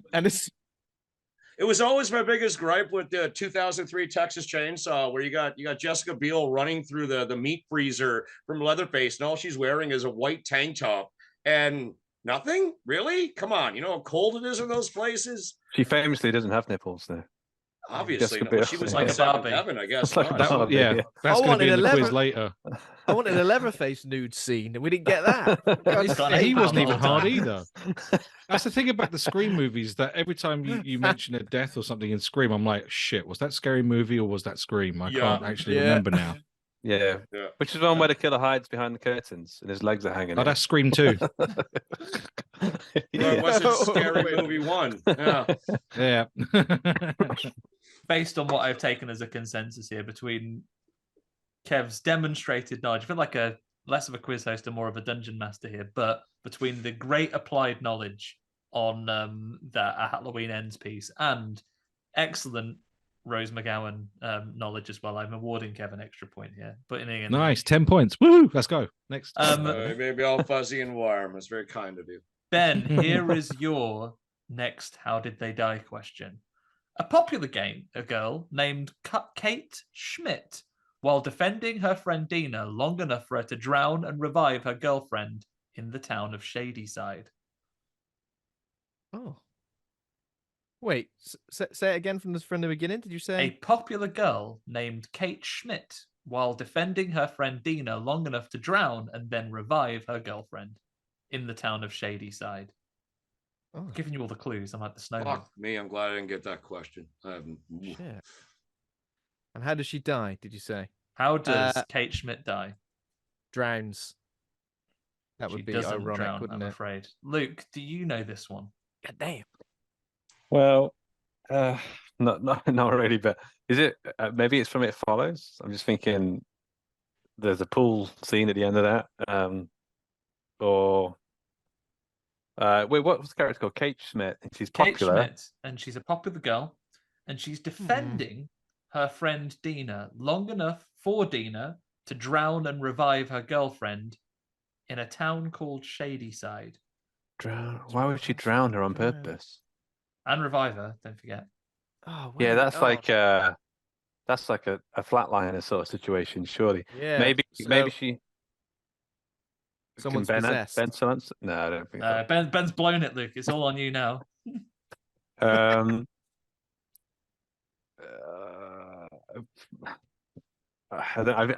feel like I know this why they would do it, but I have no idea what it's from or why.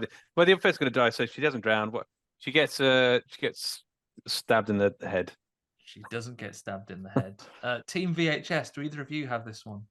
All right, Shadyside. Why does Shadyside ring a bell, Kev? Aaron, that's what I'm thinking too. Now, Aaron, this is just a fucking guess. Popular Girl stands out to me, so I'm thinking, was Shadyside the location of I Know What You Did Last Summer? Was that the name of that town? Oh, because I'm thinking like Sarah Michelle Gellar's character was super popular. Jennifer Love Hewitt was the other character. I don't remember. I try to block those movies out of my memory, but there was definitely oceans and shit around there. I was thinking of The Craft for some reason. I don't know why. Ooh, well, yeah, but nobody helped somebody in The Craft. I mean, that was Robin Timmons. Yeah, they're all bitches. Fucking shit up.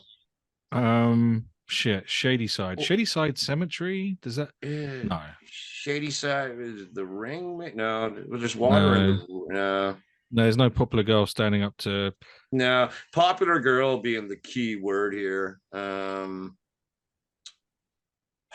sounds like a 90s film. It sounds or maybe it's there was no drowning in urban legend. No. What do you think, man? I mean, like, I don't know. That's my guess. And I would say, obviously, and again, random guess. I have no evidence of this at all. But if that's the movie, then obviously Death was by hook. But yeah, that's all I got. Repeat the question again one more time, Andy. One more time. A popular girl named Kate Schmidt, who dies defending her friend Dina long enough for Dina to drown and revive her girlfriend in a town called Shadyside. Fuck, no, there's another girl involved then, so that can't be it either. Shit. I'm looking at the horror shelf now. Got to do this. But I don't have many 90s films. Fuck. Okay. It might not be 90s though. It might be way off. Might not be. It might be something more recent. Oh, no, wait, don't say anything. Shut up, Ben. Fingers on the. We got this. We're on the case. Shadyside. It's not like fucking Buffy the movie or something. I've never seen it. Shadyside. It's gonna. Are we gonna go? Oh, as soon as you read it out, Andy. I mean, only you can control that. I will admit, yes. I'm gonna. We'll time you out on this one, shall we? I'll tell you. Yeah, Kevin, let's go with your one then. I reckon it sounds like a modern film. I got a feeling. Yeah, a recent slasher from like the last 2 or 3 years. Let's test that feeling, Ben. It is from. In many ways, you're both correct, because it is from the first installment of the Fear Street trilogy, the 1990s set one at the beginning. And of course, Kate Schmidt gets her face forced into a bread slicer. Oh, yeah. In fairness, Andy, being a video store guy, Netflix are a bunch of jerks and will never give those movies physical releases. Therefore, I blocked them out of my head. And R.L. Stein's a wanker. Yeah, Shady Side. Now you say that, I think of R.L. Stein or Goosebumps. I don't know. Probably. Oh, there was a recent, but it felt very stylistic, that name. I think someone recently called him out on Twitter saying, "Hey, you're going back and editing those books to take out all the things that are problematic now." And he goes, "I would never." And I was like, "Oh, maybe you should." Yeah. Last round of your deaths, then. So, Luke, here's your first one. See if I can get one. Go on. A rancid little goblin man caught slurping the breath out of Drew Barrymore in a 1985 anthology. How does he die? Hang on a sec. Sorry, Ben just roasted me mid-question. What did you say? Rancid little goblin man. A rancid little goblin man who gets caught slurping the breath out of Drew Barrymore in a 1985 anthology. How does that rancid little goblin man die, though, Luke? A 1985 anthology. I feel like Kev's ready for this one. But Drew Barrymore, they should have been quite young. I feel like I could picture Drew Barrymore getting a soul sucked out of her mouth. Horrible little goblin. E.T. Oh, wait, how did the Goblin Man die? How does the horrible little Goblin Man die? Okay, I'm just gonna have to make some bullshit up. I guess they pour boiling water on him and he melts. That's not what happens to and then they pull out his heart. Goblin Man. Oh, okay. Ben, do you know? No, I don't. Little goblin. You can have a little guess though. How would you? 1985. 85. So, an anthology as well. What was the? Let's think some anthologies. John Carpenter's one, Body Bags. It's not from that, is it? It's that was what was that? 90. It's neither of the first Creep shows. Tales from the Crypt. It's not Twilight. I don't think any of those. No. No. I think so. I mean, I don't know, and I don't know how it would die. So I'm just going to say, put in a microwave. Yeah, that'd be a good way. That would have been a good way to kill him there. Team VHS. I got this, Aaron. All right. Step aside. We're talking about the third installment in Stephen King's anthology Cat's Eye. I am. Where we follow the adventures of a cat through 3 stories. The first one being Quitters Inc. with James Woods. I love that where story. He's trying to quit. The second one with Robert Hayes from Airplane, where he has to walk around the ledge of this tall building. I love that story. Because he owes gambling debts. And then we get to the final installment where the cat shows up at Drew Barrymore's house. The parents hate the cat and they're going to get him. The mom hates it. Anyways, this goblin comes out of the wall and keeps trying to kill Drew Barrymore. And luckily the cat, I think his name was Church, very Stephen King, comes flying back in just like Pet Sematary. And just when the thing is sucking her breath away, there's a record player that Drew Barrymore has in a room and is playing Every Breath You Take by the Police on it. And they start fighting and the goblin jumps on the record player and they speed up the record player and he's hanging on for dear life with the fucking song going quicker, quicker. And luckily there's a fan going on right in the same room and he goes flying off into the fan. Boom, Bob's your uncle. The parents come in, they find a little dagger and going, maybe there was a goblin. And then she gets to keep the cat at the end. Yeah, and that was excellent. Amazing. Engrossing. Mate, 50 points. Yeah. How small was this little goblin? I may have watched that movie once or twice as a child. We should really do that one, guys. It's good. It's fun. Yeah. The record, I've not seen that film, so it's a PG-13. I've not seen it either. Yeah, it was so good. Yeah, tiny little goblin. Horrible little goblin. It's ever so horrible. In fact, you just sold it to me, Kevin. That was fucking brilliant. Yeah. I think I would have financed that film for you, Kev. They built all the oversized furniture and stuff for that scene because obviously no CGI back then. So it was a little person in the suit, and they had these giant beds and couches and shit. And yeah, it was cool. I really they put a lot into the goblin's costume design as well. He's got it's like a jester's outfit. He's got little jingly bells. He's got the little bells. Yeah, ever so good. What a little prick. Aaron, don't call Kevin that. I would I'm a skinny bitch. I would never. Terminology. Erin, your final how did they die question. An unnamed projectionist trying to do a walk of shame out after an awkward meeting with the dad of a woman he's recently slept with. Oh.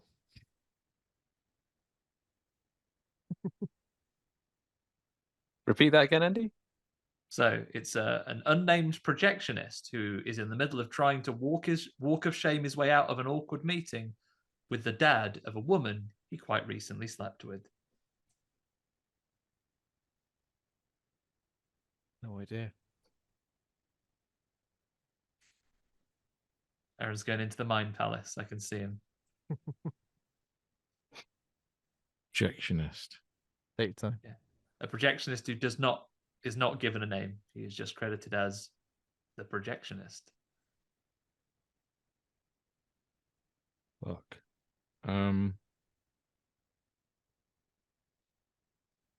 That's set Kev, up. are you feeling confident? No. Okay. Luke? Well, whose question is this? It's Aaron's, right? This is Aaron's. Oh, Yeah. mate. Okay, yeah.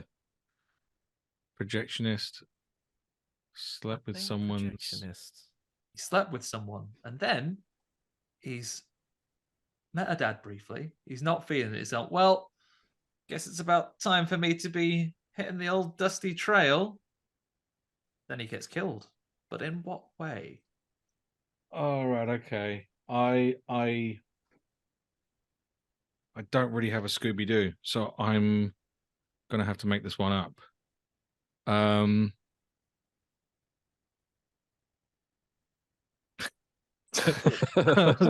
was about to say STD. No. Really fast acting. Correct. Really sudden, like aggressive STD. That's what I'm gonna go with. It's not an aggressive STD. That's Kevin, fair. Have you got That's a fair. save in you? Well, since I have no idea what movie this is, and I'm trying to like a projectionist who has no name. I'm thinking it's well, the fact that there's a projectionist, I'm thinking it's got to be an older movie, or at least takes place in the 70s or 80s. But since I have no idea what the movie is and the plot, and I'm just trying to think of a generic, clever way of killing somebody. And I assume it's a horror movie. Well, let's just go with, when in doubt, decapitation. It's not decapitation. Okay. Horror Hangout team, do you have an answer? We can confer, yeah? Yeah, you can confer, but you It only got any sounds- between you. It sounds to me like an 80s slasher, like the setup of that. Is there a film where someone reaches out of like a cinema screen and like grabs somebody? Like, I don't know. That was what where my mind was going. That sounds Nightmare on Elm Street-y. Like if the hand coming out of the cinema screen. I was thinking, well, I don't know. I was thinking like 80s slasher, like Prom Night or something. Who's the killer? He's got like a pitchfork, isn't he? Not a pitchfork, something like that. Combat boots. Oh, what, the Prowler? Are you thinking? Oh, I'm thinking the Prowler. Yeah. Yeah. I don't think it is that. I don't think it is that. But I was thinking it sounds kind of that genre of slasher to me. Yeah, I'm not sure. I reckon just go for something that's cinema screen related. I don't know. Or popcorn related, shoved in a popcorn machine, maybe something. Is that what you're going ridiculous. for? Shoved in a popcorn machine? Shoved in a popcorn machine. He does not get shoved in a popcorn machine. This young man, the projectionist, when he tries to step away from Pearl, gets absolutely pitchforked. You were so close. I said a pitchfork. You hit the bar. No way. Yeah. How is it? I've not seen He Pearl gets either. pitchforked and then fed that to an for- alligator. Oh, Shit. God damn. No, I don't think I would have got that anyway. I was miles off in my head. Yeah, I was thinking it was happening in a theater, but Yeah, no, that that's would have been on the that's where I was farm. going with it. Yeah, He's just a projectionist, and then he pops over to give her a lift home to so she's ready for this audition. Meets her dad briefly and goes, yeah. "What's that maggot you pig doing there? I think I'm going to get off." And she goes, Yeah. "I'm going to stab you with a big Yeah. fork, mate." I really didn't want to say Last Action Hero. I knew I was way off. I was like, There is a no. killer in that. Like, it's like that The guy with True. the axe. Yeah, the Ripper. Yeah. So close. When you said about pitchforks, I was like, you can accidentally get this based on the wrong film. Just gets pitchforked, yeah. I would have said pitchfork as well. I was thinking he gets pitchforked. Oh, well. Kev, your last death for this round. A cagey father of one that he admits to, children, named Mark, played by actor Anthony Starr in 2023. So it's a new one. How does he die? Did this movie play in the cinemas, or was it one of these streaming things? I believe it's had a cinema release. Certainly has in the UK.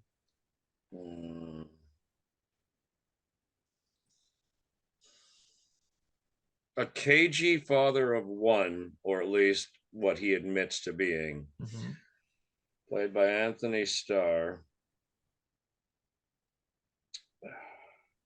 Fuck, I did not watch enough new movies this year.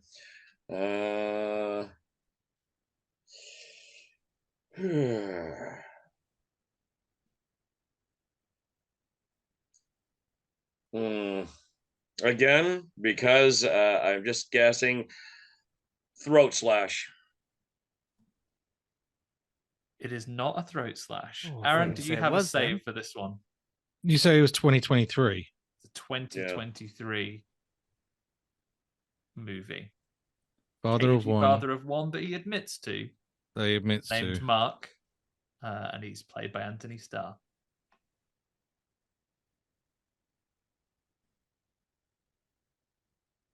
I have no idea. God, I'm racking my brains trying to think of the horror films that came out this year in the cinema. Oh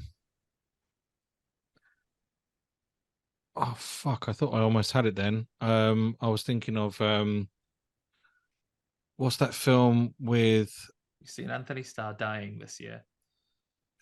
Yeah, thanks, man. No, Anthony Starr's not in that film. I don't think. Oh shit! I'm just gonna say. Oh wait! I think I might have it. What was that film, Kevin? What was that film? We can confer, right? Yeah, go on. You just get one guess. You just get one guess. What's the one where the kid says there's something in the wall and there's a hole in the wall and he's talking to like a young girl or whatever, and the parent he gets pulled out of school and they're like super protective of him. I can't say anything, but yes. Oh yeah, he can't say anything, can he? Oh fuck! No. I'll tell you. And I don't remember how. In many ways, that little bit of information, I just saw Ben's little face. I feel like I know, so this is why this is painful. Oh, that's not fair. Shit. Ben's like, come on, fuck it up. We helped them out. Oh, he gets dragged into the pit and then fuck it. Axe in the head. He doesn't get dragged into the pit or get an axe in the head. Horror Hangout. Am I thinking of the right film? Oh, you can't say. So you are thinking of Cobweb, and it's the film where he gets poisoned. I think it's cyanide that they put in the like casserole or something. Does get poisoned. Vomits up some black muck. All over the table. Yeah. He gets fucking pumpkin Cobweb. poisoned. Movie was good, and then it ended, and then I was pissed off. I'm like, that's it, that's the end. To the point where I sat through the whole credits, assuming there'd be a bonus scene, but nope. And I'm like, it just ended way too abruptly. It's my fault. I never saw the end of Cobweb. So I was just like, oh shit. I know there was a pit. I know he got taken out of school, and we watched up to a certain point, and I think I just fell asleep. So yeah. He dies about 2/3 of the way through. You must have only just missed him. Yeah, it's so annoying that I got the film but not the fucking kill. Do we get a point for Cobweb?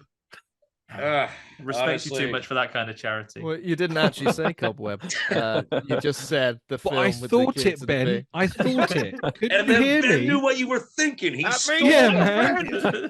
That means nothing. Get out of my head, Charles. We'll see. You're going to change your Christmas hat for like a Magneto one now. I'm actually bald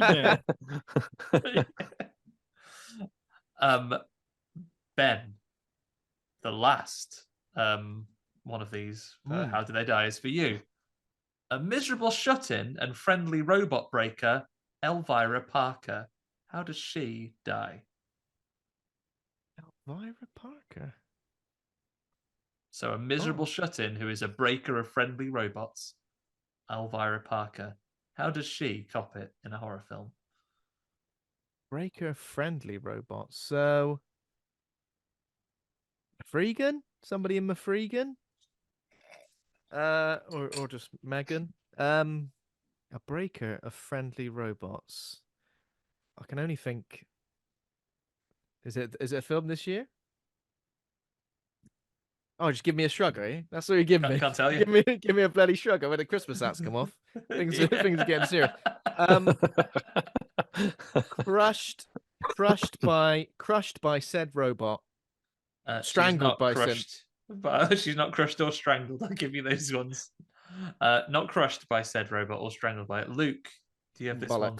If it is Mafregan, do you say she's a destroyer of happy robot? I don't know. So, it's a miserable shut-in. This woman is Elvira Parker, and she breaks friendly robots. Oh, it's not what I thought it was going to be then. I thought it was going to be the. Well, I'm not going to say in case it is, and I'll say something else. Yeah. And then say because it's your guess. No, but I mean, I don't think it is the thing I was thinking of, which is the Mafregan with the garden chemicals in the mouth. But this is a woman who's a shut-in, but that woman isn't a shut-in. She's a green thumb, if anything. So a shut-in. I'm guessing like the natural opposite of a shut-in, a green thumb. Always at war, those two. I think the name threw me off. Robots. Oh my god, this is hard. Robots. Can I confer with Luke? No. Can I say anything else? Am I allowed Can't to say give many anything clues. else? You can confer just about as far as Aaron and Kev managed to, and it was like, yeah, it got us nowhere. You are thinking of the right thing, but I can't say it. So I can't even suggest. I can't even go. Can't give him the title. You can give reassurance if Luke might have it. Okay, I got it. You can give him comfort. You can say, "Oh, go with that feeling." Robots. Just go with your gut feeling, mate. There's only been like one robot film. I mean, I'm thinking only this year. There's been loads of robot films. I don't know. So she's a shut-in, so it'd be something like she gets thrown out the window. She doesn't get thrown out of the window. Team VHS, do you have this one? All right, Aaron.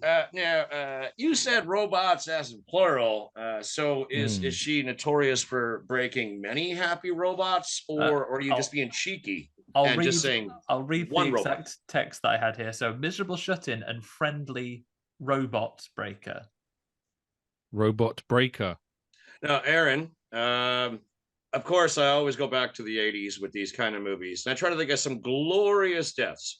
Now, I don't remember the character name of Elvira at all. That's obviously not Cassandra Peterson's Elvira.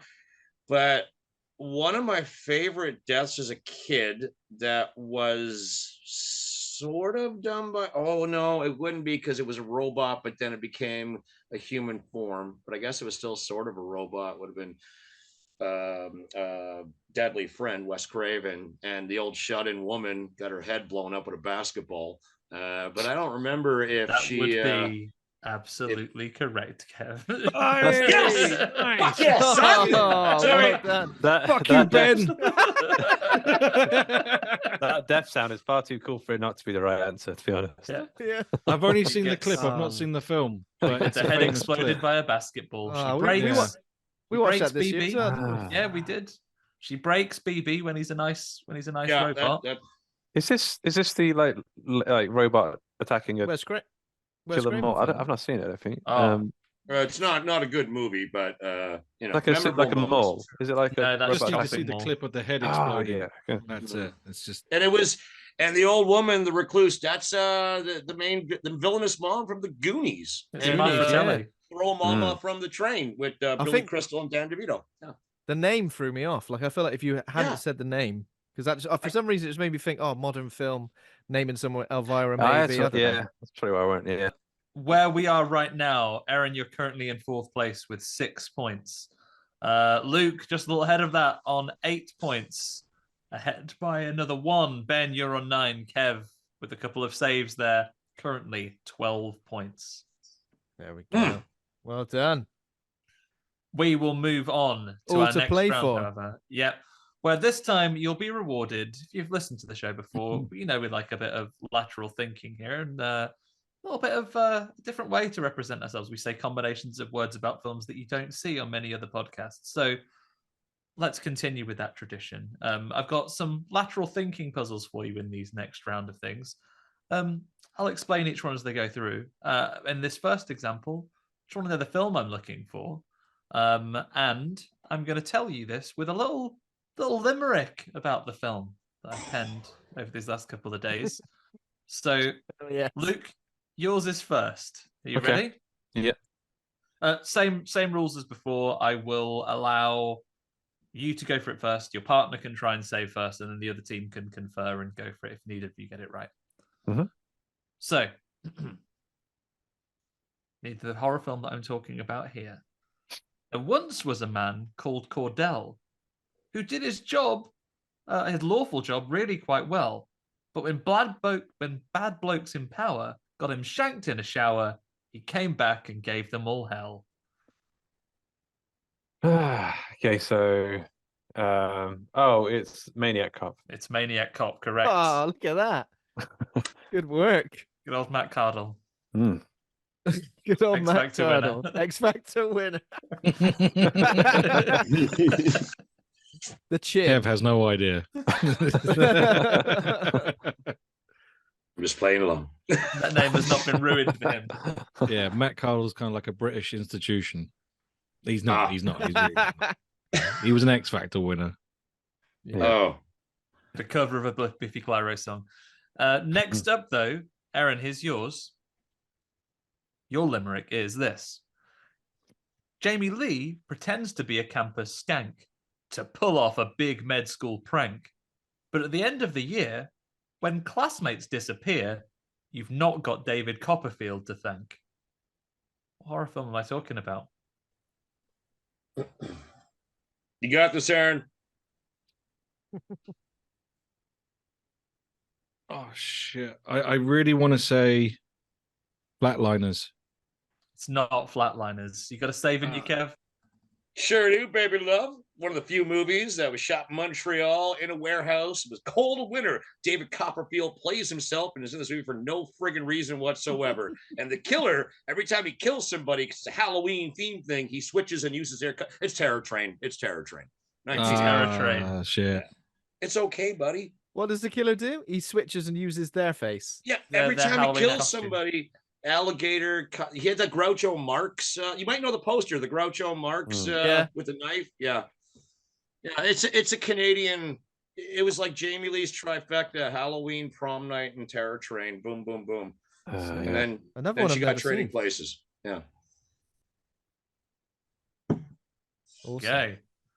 So that was that Terror Train. A nice save there, Kev. So, Kev, your own horror film limerick now. Aaron, you got to save me this time. Yeah. Flatliners. Wednesday. No Wednesday question yet. You're gonna hopefully that'll come through before the end. But here you go, Kev. Since this postie got back from Nam, not much has been going to plan. I got it. One moment it's parties and mates. Jacob's Ladder. It is Jacob's Ladder. All right. Finish the limerick. And that kid from Home Alone. Jacob's Ladder. Yes. Yeah. I'm sorry. Wait, what was the second line of the limerick? You said something about flan. So, since this postie got back from Nam, nothing much has been going to plan. One moment it's all parties and mates on the phone. The next demon grinding, and that kid from Home Alone. Oh, demon grinding. There was a bit of that, yeah. Because well put together. That house party, that demon's all up on his girlfriend's business. Yeah. And then Macaulay Culkin's his kid for no reason. That's right.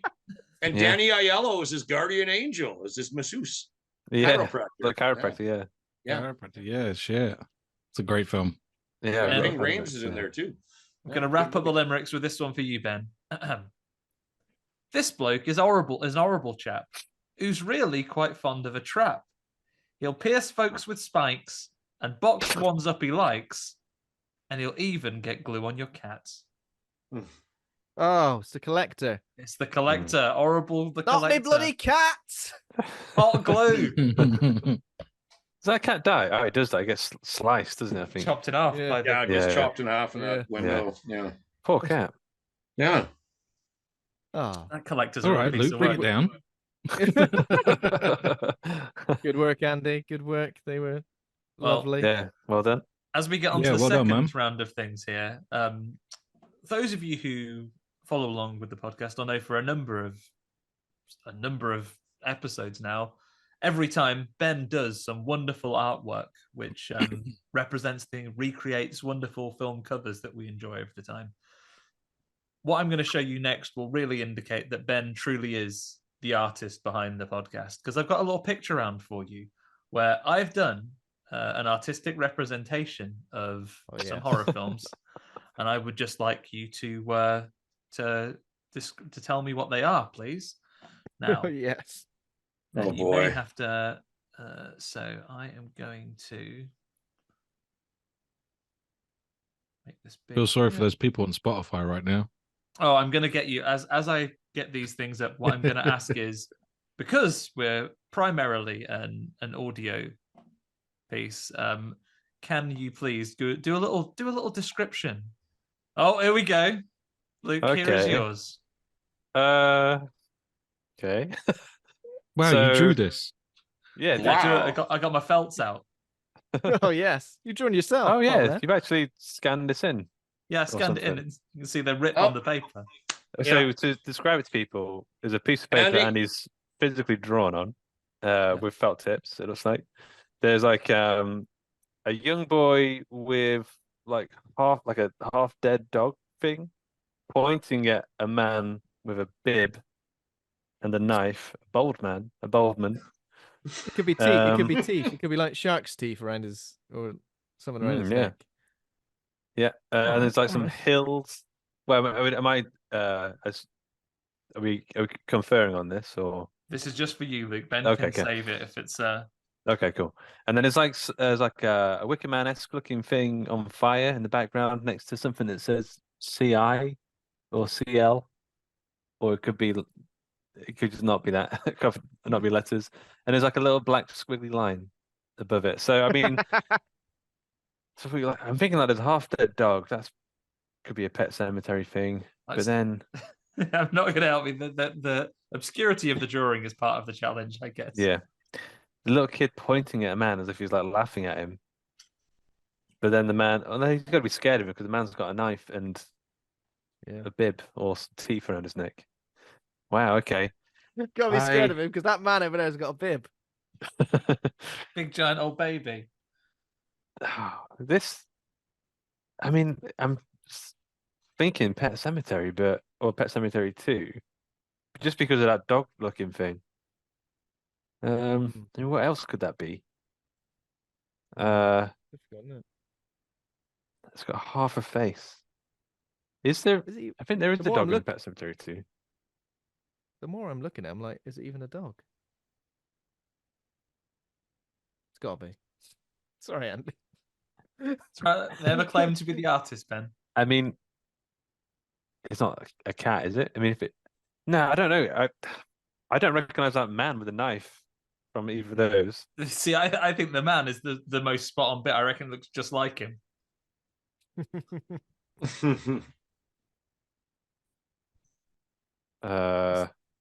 It's the villain from Last Crusade without his headgear.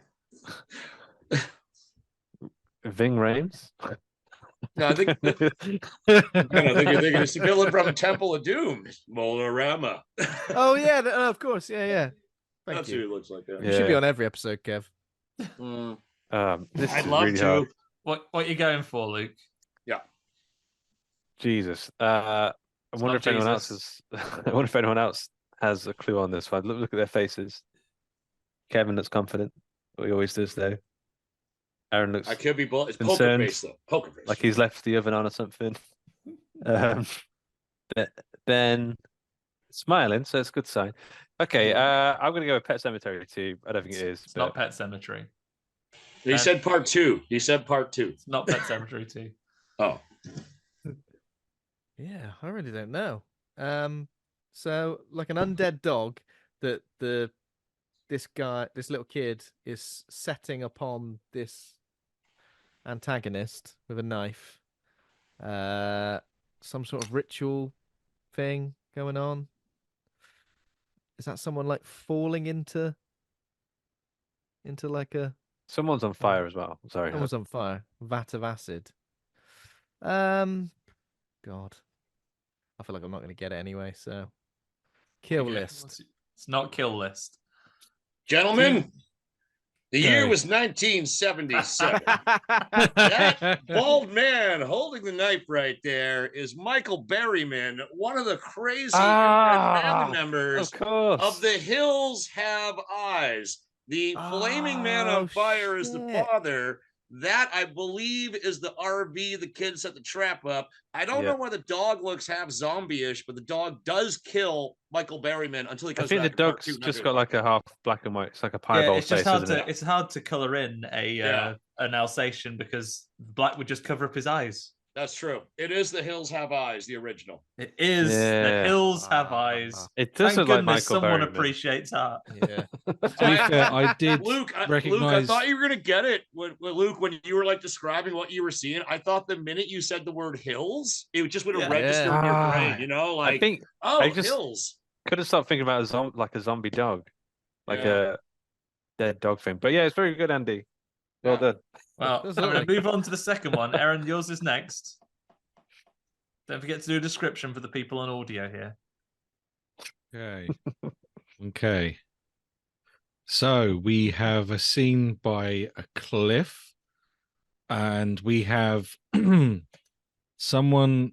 We have a group of people, a couple, one of whom is called Den. I think I can't tell if that's DBN or just DB. Man with brown hair, woman with blonde hair. Amongst the flowers, we have dead children, I think, and a woman who's happily knocking them on the head with, I presume it's some sort of mallet or sledgehammer. Bonk. Oh, Oh man. A little bonk on the head? Little bonk on the head, yeah. Sorry, there's a little, like, it says bonk, literally, like a cartoon, and they've got crosses for eyes, so I presume they're dead. Just sleeping. Part of me, yeah, the cliff is throwing me. Yeah, the cliff is throwing me quite a lot, and it's sunny, so that must be a clue. Sunny cliff, something. Sunny cliff bonk. That's not my answer.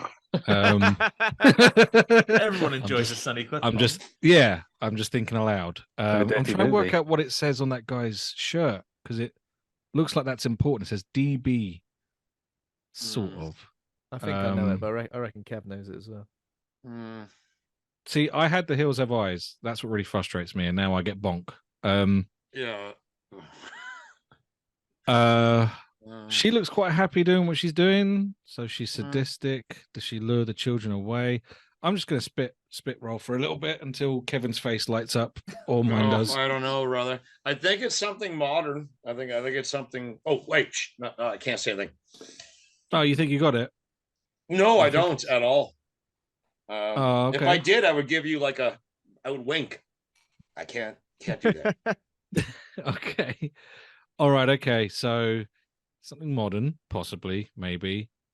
Someone who's killing the kids. By the cliffs. Cliffs? Is that a cliff though?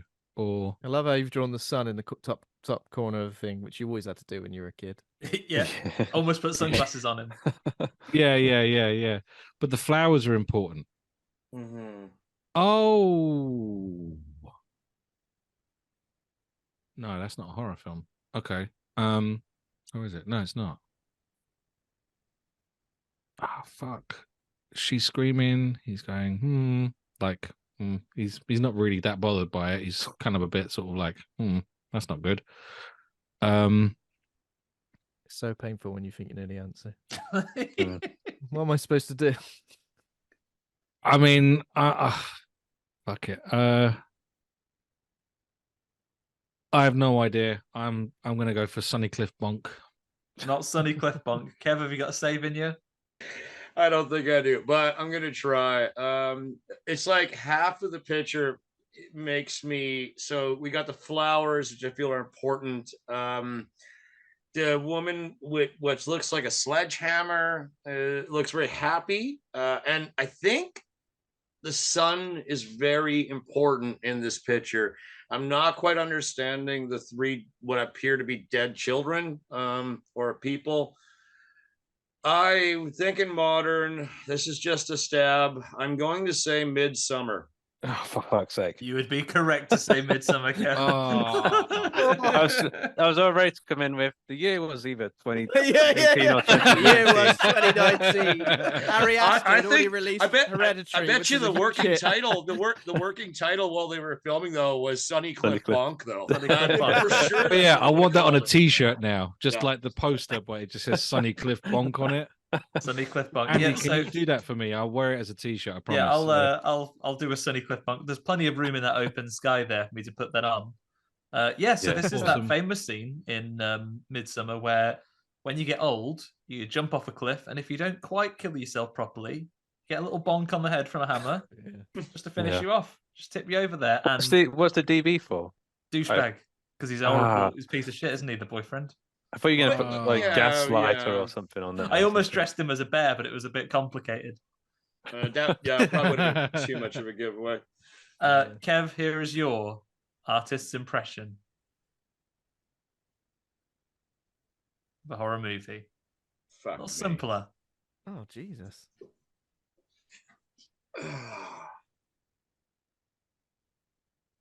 Wow. All right, I see. It looks like three children dressed for Halloween, maybe. One looks like they're wearing a dunce hat. The middle is a skeleton, maybe with a cowboy hat, sort of, and holding a knife. The other one, I can't tell if the little girl is wearing a mask or not. Okay, and then there's a couple. One's wearing a blue shirt, and the other one's wearing a pink shirt. I'm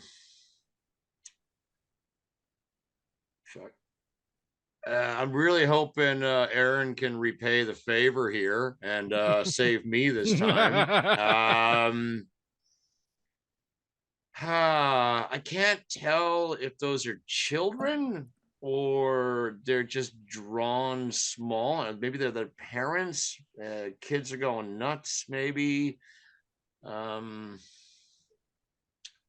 I mean, I think artistically, Andy, you the lady in pink, or purple shirt, it looks just like Liv Tyler, like just like her. I don't know. I think that's some good drawing, but I don't think that's the movie though. It looks like an evil kids movie, unless you drew them purposely disproportioned to how big they're supposed to be in the movie. But that would be tomfoolery and shenanigans. And I trust you as a fine artist not to. Yeah, I would. I wouldn't. All right. I wouldn't go for any kind of shenanigans. No shenanigans. Fuck me, boys. This is a bunch of horse piss right here I'm looking at. Not the artistic, just the way my mind is interpreting what I'm seeing. But fuck, I can't. Okay, the parents look way too happy, or the adults do, that they're worried about these kids. Okay, I'm gonna be wrong here, and Aaron, seriously, you got this. You're my boy, Blue. But I'm gonna say the obvious. You're my boy, Blue. Is it The Strangers? It's not The Strangers. Fuck. Aaron, have you got anything for this? Oh, for some reason, I don't know why, but your man right there, he looks like Alec Baldwin. And I don't know what it is, but something is screaming the name of the film 3 times, but I'm not sure. I'm being thrown by the what I'm presuming are slugs or snails.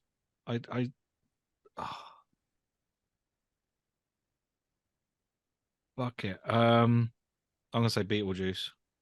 It is not Beetlejuice.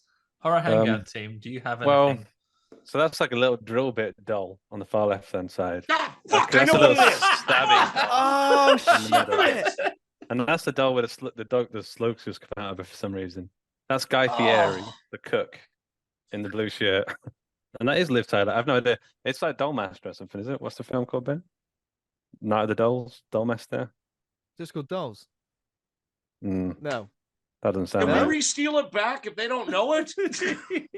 No, you can just all be equally frustrated. I'm afraid it's not the dolls, although I do want to do an episode on the dolls because that is Can I say what it is wonderful. now? You can say what it is, Kev. It's Puppet Master. Puppet Master. Puppet Master. Yeah. Oh shit!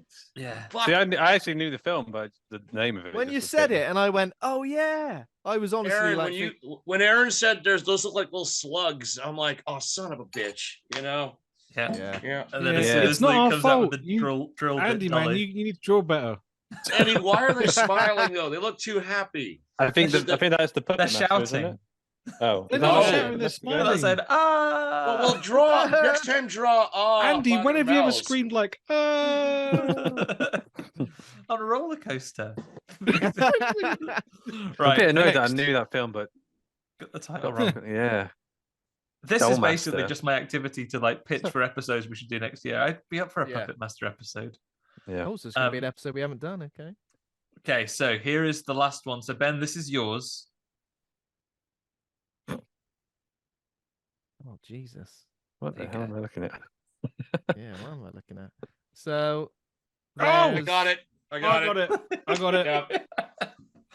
This Thank isn't goodness. fair. Why do we get the shit ones? Come Oh, on, Ben, you got I know. this.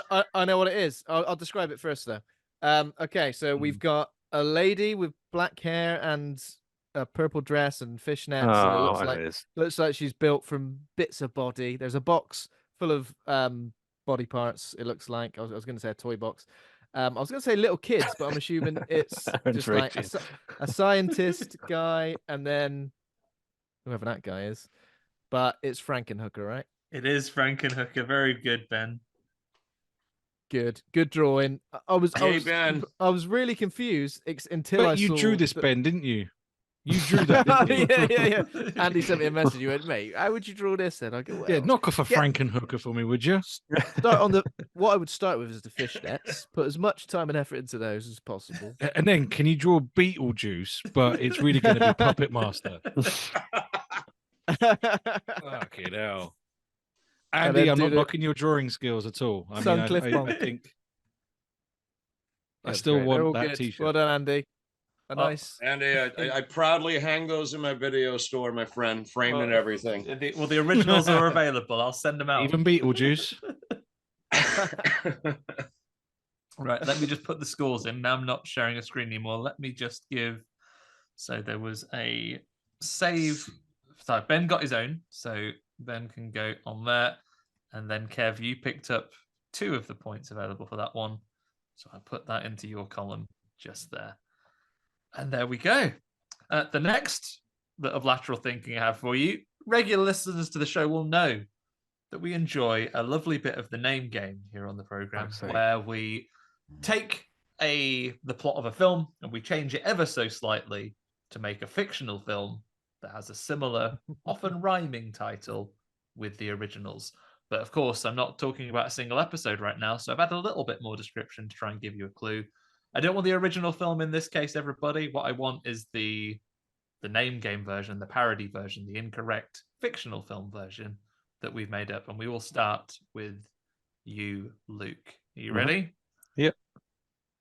So, after quite an ordeal involving stabbing up a hunchback made of his wife and son, Hitman Jay checks off some more relaxing to-dos. He has a lie-in, he orders a pizza, and has a Chill look to list. see what's on Netflix. Netflix. Chill. What's that? Chill list. That's the real name. The chill list is Chill list, yes. Abracadabra. The chill list. Very good. Aaron, here's yours. Are you ready? Yeah, ready. The name game is when the devil wants to send his son to Earth, but no jackals or wombs are available to bring him to life. The Prince of Darkness breaks into the local bakery and molds the Antichrist from some uncooked bread. The Doman. The Doman, correct. Yes. Nice, buddy. Well done. Well done. I want to watch that. The Dome. Yeah. I'd watch the Doman as well. Kev, here's yours. Okay. Having recovered from a problematic time with a simian assistant he once had, Alan Mann now just employs handsome, muscular fellows to polish his silverware in a platonic, non-euphemistic way. Oh. Jesus. I'm even blanking out on the real movie right now. So this is problematic to say the least. Could you repeat it, please? I can. Thank you. Having recovered from a problematic time with a simian assistant that he once had, Alan Mann now just employs handsome, muscular fellows to polish his silverware for him, but in a platonic, non-euphemistic way.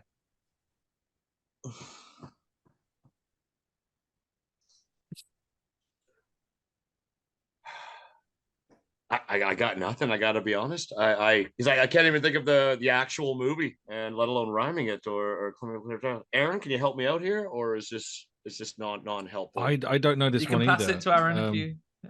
Like Alan Mann. Alan Mann. Like, what is the actual movie? Alan Mann. Platonic have a simian relationship with assistant. a simiant. Simian assistant. Simian. Oh, simian. OT. A Simian. simian assistant that he used to have. He hasn't got that anymore. Replaces them with okay. Muscular. Handsome, muscular fellows to polish his silverware for him. Simian assistant. This isn't like Ex Machina or some shit. No, not gonna be. Oh man. Oh man, we've got to work out the film first. Yeah, I know. This is the problem. Alan Mann. Simian. So he used to have a simian assistant. No good, ever such a lot of trouble. Got rid of that, and now just handsome, muscular fellows. Simian. Drawing a blank here, man. Yeah, man. Like, just to make sure that audio quality isn't too. So the type of assistant you used to have is a simian one. So Simian. Simian assistant. Simian. I'm gonna feel so dumb for this one. Yeah, I'm not getting this one either. See Ben biting his lip. Shall we pass it over then? Yeah, I just want to know what it is. Yeah, I hope boys, what have we got here? I hope I get it right. I'm worried now. So I think I know the film. Go on. It's Hunky Shines. Hunky Shines, very good. Instead of Monkey Shines. Oh, I don't know that one. Wow, that's a deep cut. That's Romero. Yeah. Oh wow! Again, we went for a phase on the podcast doing a lot of monkey horror. So that's not even the film I thought it was. I thought it was the other monkey one where they're in like Link. No, that Link. Link. I thought it was Link. Yeah, but I didn't get the actual thing. Okay. Well done. Well, right. Great title, and thanks, man. That was gonna bug me. I'm like, I haven't seen that movie in years. It's been out of print over here, so yeah. Oh right. It's one of my favorites. I love the from nowhere jump scare where he just has a nightmare about the monkey flying out of his chest like a chest burst. Most horrible jump scare. Ben, here's yours for you. Your name game round. Discovering a basement of hidden terrors under an Airbnb, young Ash Ketchum is only saved when his beloved Charmander evolves into a previously unseen evolution, which also makes it a savage, rage-filled fighter. Charmander goes into... Oh, this is difficult to put that into that film. So the film... I think I won't say anything. Wait, so the one immediately after Charmander? Well, his beloved Charmander evolves into a previously unseen evolution, which also makes it a savage, rage-filled fighter. I'm trying to work out how I can put that into that word. I'm just Not to make you feel bad, Ben, but I'd say Charbarian. Charbarian. I think you were thinking it. I was like going Charizardarian. Charbarian, is that right? Charbarian, correct. Not to put you off, Ben, but quite easily, actually. If I could... Wow. I'm glad I didn't get that one. Next up for your lateral thinking, I'm going to give you a song lyric, which I'm going to say as atonally and flatly as I can. In Never Mind the Buzzcock style, I would just like, it's always a song that has been popularized by a horror film. Mm-hmm. Tell you what, I'll go ahead and make this a 2-pointer, shall I? I will give you 1 point if you can tell me what the next line of the song is, and another one if you can tell me the artist. Oh. I'm not going to get tweets by saying what film is it from, because I imagine a couple of them will have appeared in more than one. Yeah. Okay, so Luke, yours is first. Are you ready? Yeah, I'm terrible at song lyrics. So here it is. It's very difficult to do these and do them as flatly as you can and not do it in like the cadence of the song. Okay, Luke, don't go around tonight. Well, it's bound to take your life. Don't go around tonight. It's bound. It's Thriller. Don't go around tonight. It's bound to your life. I don't know like I said, I'm terrible at song lyrics. Go around tonight. It's bound to take your life tonight. I think it was Thriller by Michael Jackson. I think. Don't go around tonight. It's bound to take your life.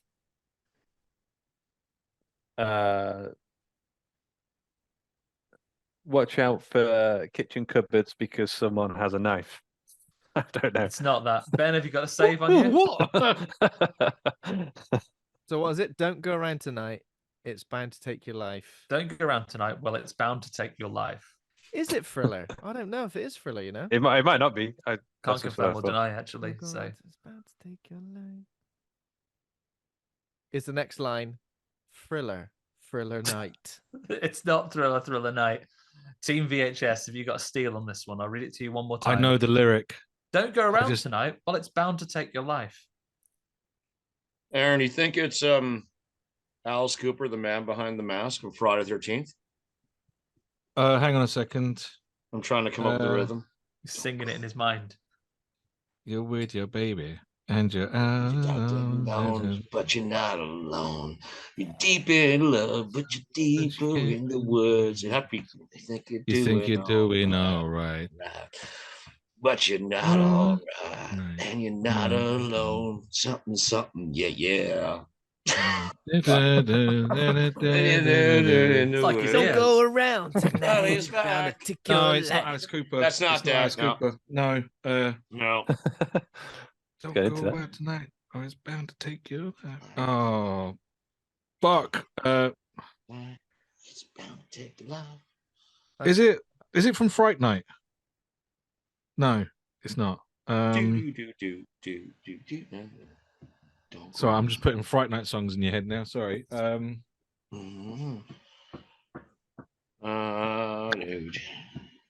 Oh man, no, this is one of those ones, Andy, that's going to kill me if I don't get it, because I know it. I fucking know it. Can you? Is there any way of getting like less points if we get you to do it to the melody? Oh, I mean, are you comfortable at this time of year for going for half points? Not melody, Oh, yeah, maybe not, to the beat. All I need is the beat. All you got to do is Okay. put a beat on it. Put a donk. I'm not sure I can do. I'm not sure how I can on it. do one without the other. Okay, I'm going to do it for you tonally, but I will. It's going to be only 1 point up for grabs, and it's going to be on the buzzer. Whoever just shouts it out first. Okay. Okay.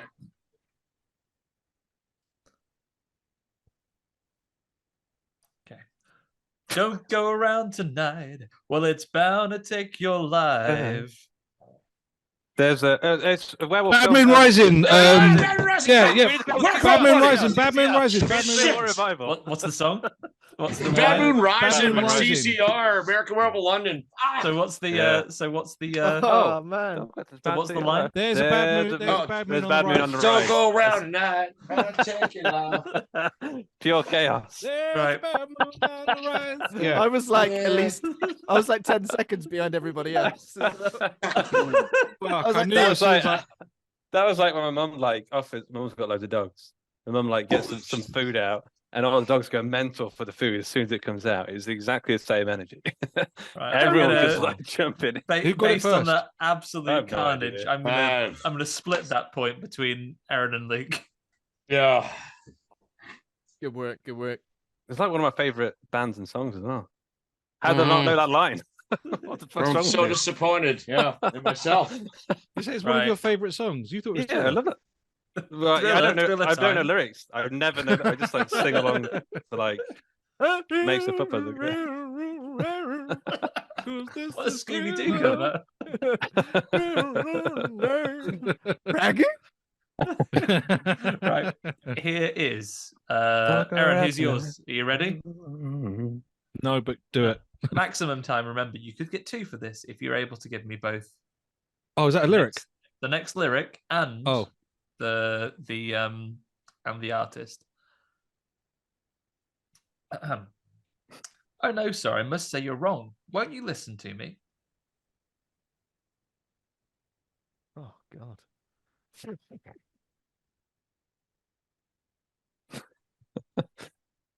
You are an evil man, Andy. That's terrible. Terrible. Trying to just say this as conversationally as possible. Oh no, sir, I must say you're wrong. Won't you listen? Made to it me? sound so British that it's I can't make it out. Like it just literally sounds like a conversation at the bus stop. Say it again. Oh no, sir, I must say you're wrong. Won't you listen to me?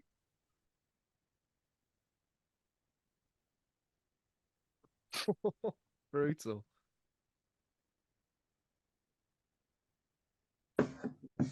It definitely says sir. Oh, no, sir. He says, "Oh no, sir, I must say you're wrong. Won't you listen to no, me?" sir.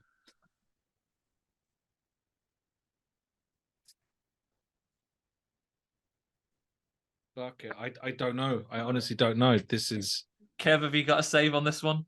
Are you fucking kidding me? You said, oh man.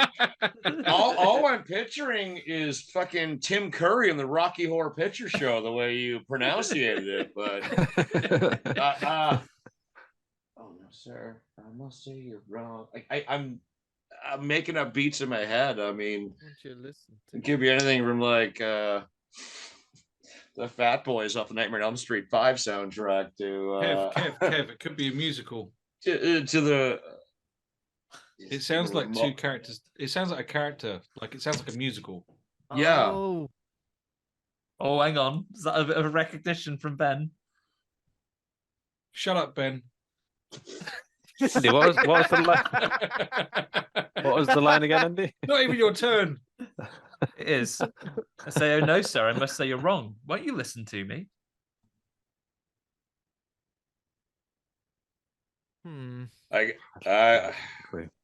Horror got nothing. Hangout. If you got nothing, Pass it Horror off. Hangout team, have you got anything? when you said musical, it made me think of something. Can we bargain for you to do it in the correct? If you're happy to unleash that Okay, chaos get once ready. again, Get Is it ready, chaos guys. again? Is it? Hang Let's on. get it. everyone's leaning in.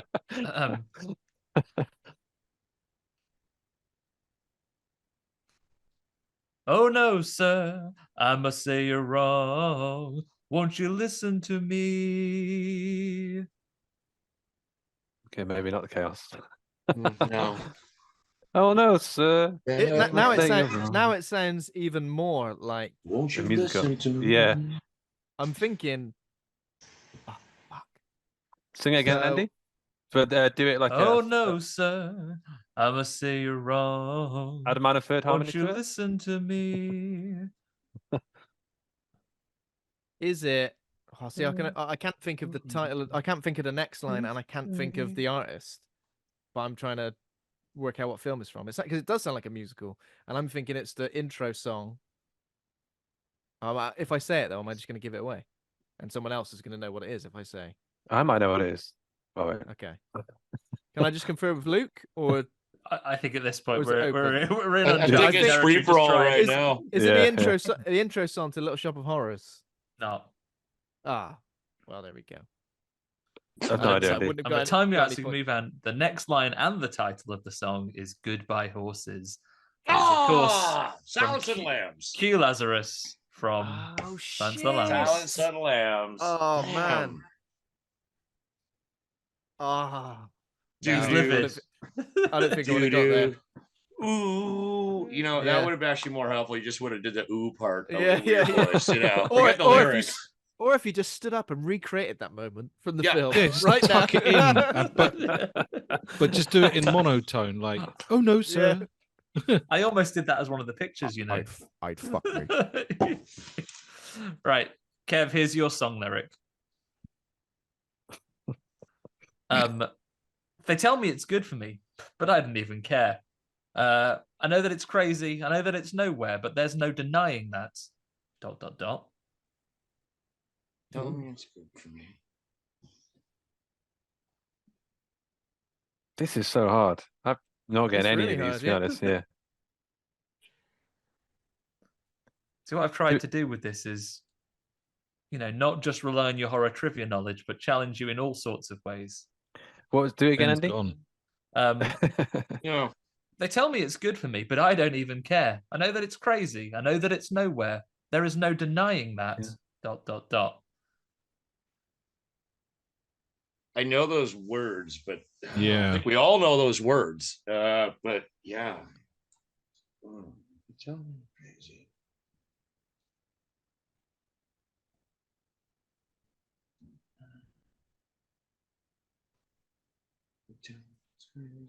For anyone not watching the video now, I'm watching several people in a great amount of pain.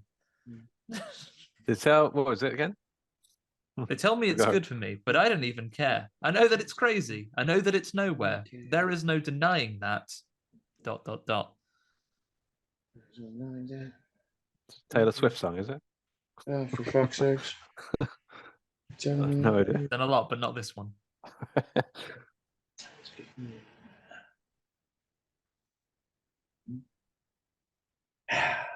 Ben, did you go to Google it? Or I didn't go to Google it. Just running around the room, like just kicking furniture over. you played Aaron, every song he batter up, knows on bass? baby. All I'll right, pass have you it got to anything? Aaron. Help me out. All right, okay. Let me hear those lyrics again, Andy. Yeah, say it again. They tell me that it's good for me, but I don't even care. I know it's crazy. I know that it's nowhere. There is no denying that. ... This is tough, man. No. I think something's coming. Yeah, but what about the song lyrics, mate? Come on, tell us about them. Yeah, in a second. I've got the same joke.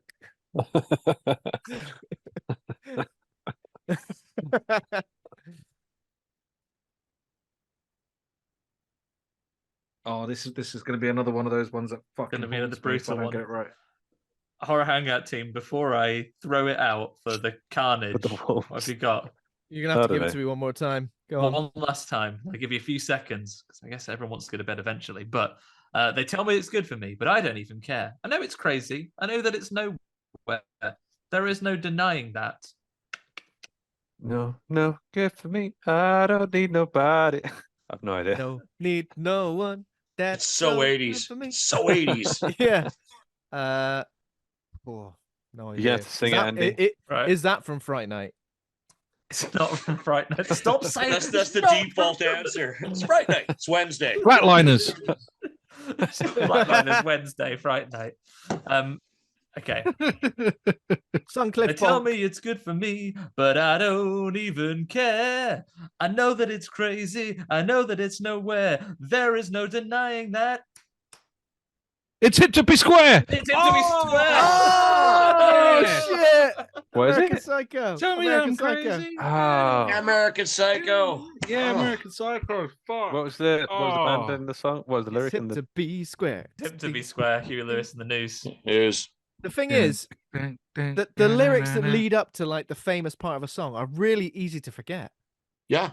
Why don't you do the famous bit of the song, Andy? Yeah, come on. And you do the shit line afterwards. Ben, here's yours. Are you ready? Yeah, okay. One for the lyric, one for the artist, if you can get it, or the carnage that comes afterwards. Aaron, I gave you one for that one. Huey Lewis in the news. Sorry, forgot to say that. Oh, so it's just one when it goes into free for all. Shit. So here's your song lyric, Ben. On a gathering storm comes a tall, handsome man in a dusty black coat. It is in a dusty black coat and his red right hand. Nick Cave in the bad With his seat. red right hand. Nick Cave in the bad Hey. seats. Very good. Well done, Ben. Oh, sure. Yeah. Give Ben the easy one. Horse. Yeah. It's all. Like, yeah. Hey, partner in podcast, here is your I song. Don't worry. Yeah, no, I chose. something I chose chose rotten in the first. state of hell. Poor I'm hangover. going to give you the song from Scream and Peaky Blinders. It's absolutely fine. Fucking hell. As a Canadian, I'm screaming bollocks from the other side of the world right Don't now. worry, Kevin, I got one for you. Kevin, it's fine. We will. Is it Thriller?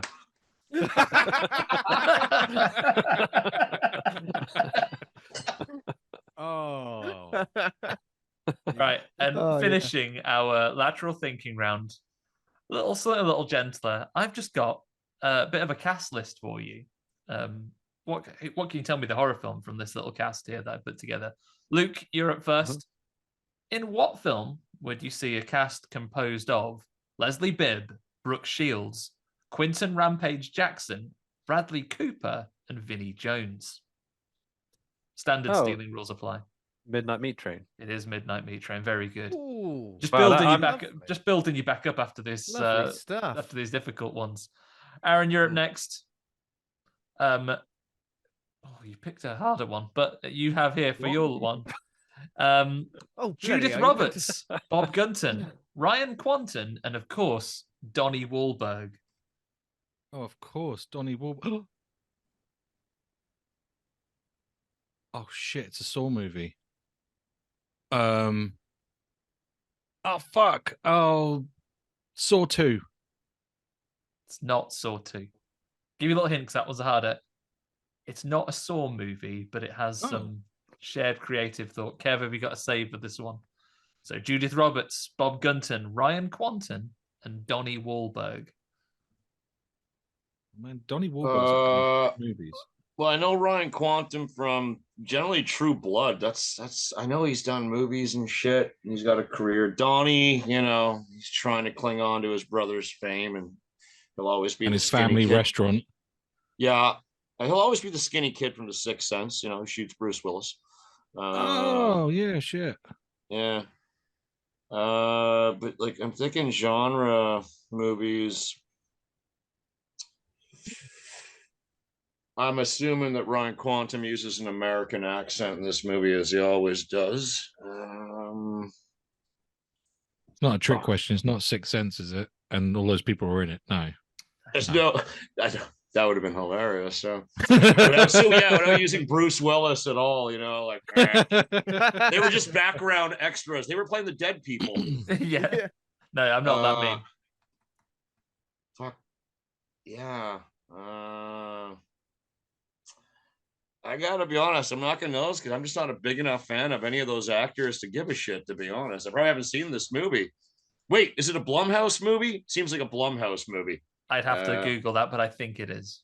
I'm just gonna throw. Is it Dark Skies? I don't know. It's not Dark Skies. All Horror right. Hangout team. What You have was a the cast steal on again? this one. What was the I cast think again? I think I know. I think Judith I know Roberts, it, I Bob Gunton, Ryan Quanten, Donnie Wahlberg. I hate to do this bit and then get it wrong, but I'm going to commit anyway. The year was 2007.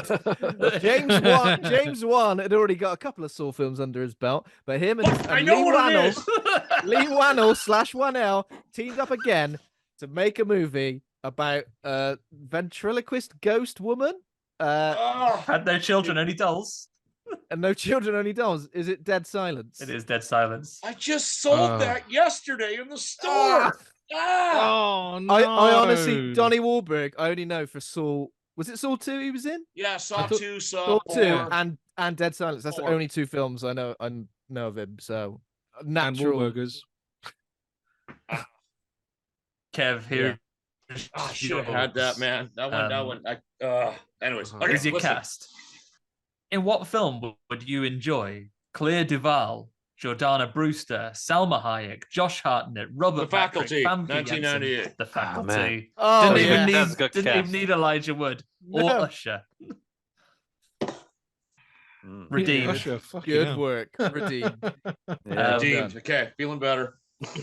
Ben, for your cast one, I would like to know what film would you enjoy? So it's not just Aaron. I think until you're last on this is a bit harder. But Dee Wallace, Jeffrey Combs, John Astin, Jake Busey, and Michael J. Fox. Dee Wallace. Who was the second one? Jeffrey Combs, John Oh, Astin, Jake Busey, and Michael J. Fox. Jesus. Is it? Oh, Oh, I know what it is, fuck. actually. I'm now trying to work out if all these people are definitely in this, but Michael J. Fox is the lead, right? Who knows, mate? I'm just gonna guess. I can only picture two of those people in this film, but is it the Frighteners? It is Yeah, The it is, Frighteners. yeah, It yeah. is the Frighteners. fuck. I could Hey, just Ben. see Jake Busey's face. That was all I could see. Yeah, Would Jay be punished. Busey. Oh, Yeah. man. Ben, who did you not remember being in the movie? Dee Dee Dee Wallace. Wallace. Dee Wallace was Dee the one I Wallace, thought. She's yeah. the It's the daughter. the mom. Is she daughter or the mom? She's the daughter. The mum is the one who's like, the wicked will be punished. Yeah. Yeah. No, Uh, yeah, and I- then Jeffrey I Combs. remember Jeffrey Combs now. Yeah. Now I Jeffrey do, Combs but is then I the didn't. yeah. He's Startup the man. yeah. Hang on, who's Gary Busey? Not Oh, not Jake Gary Busey. Busey. He's like the a killer. ghost. Yeah, he's the Yeah. killer ghost guy. Oh Yeah. man, I keep thinking the killer in The Frighteners is the same actor who plays Biff. I had no idea why. No, no, Right, that's it's the Thomas same energy. Wilson. Same energy, though. I know what you mean. Same Hey energy. McFly. Oh man, that was a tricky Good choice. Good choice. For our next round, everybody, I'm going to play one of my favorite games of Hammer's Hammer, which for our UK friends of a certain age, it's like Mallet's Mallet. Cool. But for our overseas contingent, it is a game where we're going to go around, where I'm going to give you a theme, and I'm going to ask you each to give me an answer. I will go around the virtual table in the order we've been playing. So we'll start with Luke, go to Aaron, then go to yourself, Kevin, then go to Ben. It will go around in a circle. I'm going to ask you for an answer that fits into this category until someone gets it wrong or repeats an answer which has already been said, at which point you're eliminated. I'm going to give out points based on how well that you do. So if you're eliminated first, you would get no points. If you're eliminated second, you would get 1 point. If you're eliminated third, you would get 2 points. If you win the round, you get 3. And we have 3 of these. We'll do a little example so everyone gets a warm-up, and we'll go with flavors of crisp. Luke. I knew you were going to say that. Really salted. You did that Yeah. before, didn't you? Aaron. Yeah. Faster. Cheese and onion. Yeah. Ben. Salt and vinegar. Kev. Barbecue. There you go. See, that's how it works. We're going to go around. It's going to be much harder than flavors of crisps. And What? That was already hard for me. That's a UK thing. I'm like, what the hell's a crisp? I'm like, oh right, chips. Yeah, Okay. Yeah, chips. yeah. Sorry. Crispy flavors. Oh, well, I don't know. Bacon. Right. Let me just make sure I've got the content in the right order for it so I can see it nice and easily. I'm Right. far too tipsy for this. I have an I've had 2 alphabetized drinks. list up for me here. You'll get an arbitrary amount of time to think, basically, until I think you've been a little bit too long. And obviously, there have to be some points where I'm going to need to check your answers. I'm going to ask the other players to be on policing duties if someone repeats something that's already been said, because not a robot. All right. So the first topic I have for you are films of Okay. Barbara Crampton. Barbara Crampton, I'm going anything where she has an acting credit as listed on her letterboxd page, because that's the thing I have open with me right now. So, Luke, we'll begin when you're ready. Castle Freak. Yes, correct. Aaron. Suitable flesh. Yes. Kev. From Beyond. Oh, fuck. Yes. Ben. Reanimator. Yes. Luke. I was going to say From Beyond. Reanimator 2. You check this. I just pulled that out of my arse. I do not see a Reanimator 2. Oh, hang on. What's this? Oh. Reanimator Resurrectus? That's not what you said. You can't have it. Okay, Eliminated. Right. We will restart with Aaron when you're ready. Luke is out. Same thing, yeah? Yeah, same topic. Beyond Reanimator? I don't see her in she's that. not in it. Sorry, Aaron. You're out. Don't leave Kev. me and Kev. The restart is for you. You're next. Correct. Ben. Oh. Is it? Oh, I feel like I'm gonna butcher the title. Jacob's wife. Yeah.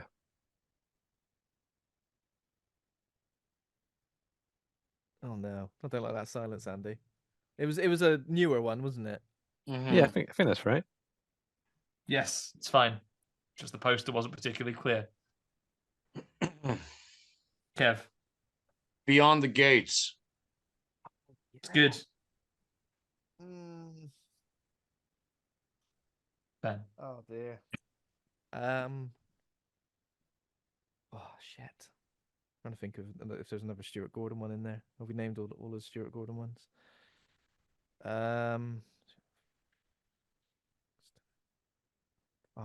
From Beyond 2. He's out. A valiant effort. But no, Kev, you take that one. Ben takes 2 points. And you get 3. Luke's first eliminated. How many do I get? 0, I'm afraid.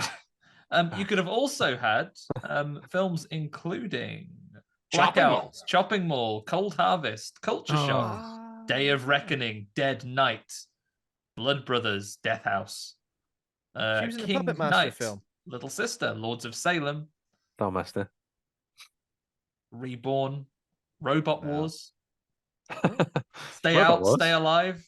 Narrated by Craig David. Craig Charles. Rewind. Robot Wars Selector. I don't think I would have got any of those. I completely forgot about it. I missed Chopping Mall. Fucking hell, how did I miss that? I've not even seen Jacob's wife either. I could just kind of picture the poster. That was it. She's all right. She got like the front teeth, sharp ones, aren't they? In the poster. Yeah, or she got normal teeth. Yeah.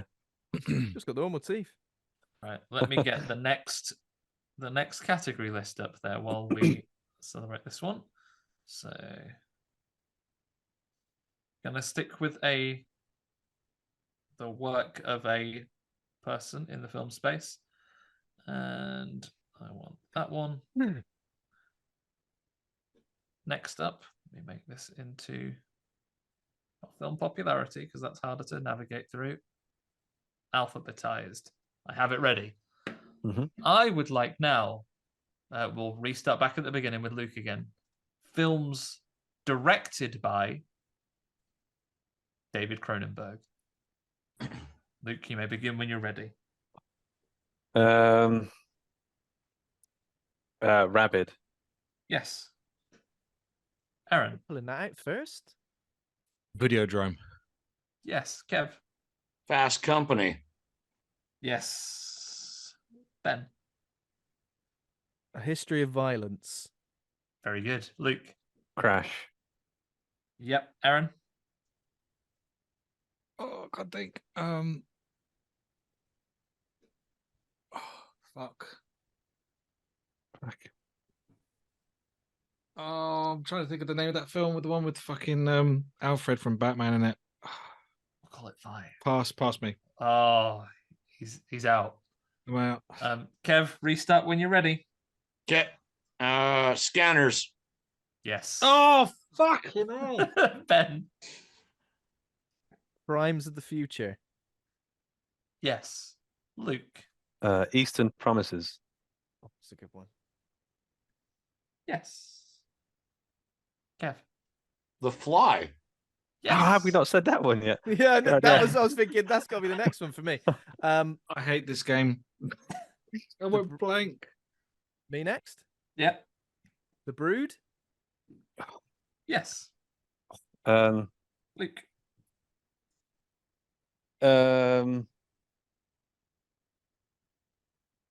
We'll call it 5, 4, Fuck. 3, 2, 1. Eliminated. Cosmopolis. Didn't even know that was just a sound.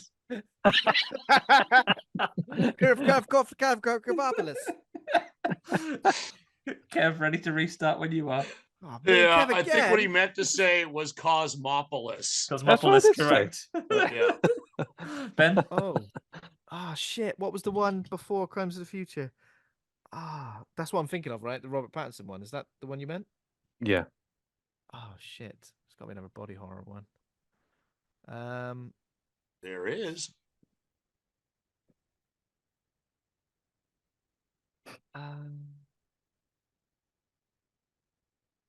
Oh yeah, I'm out. Time.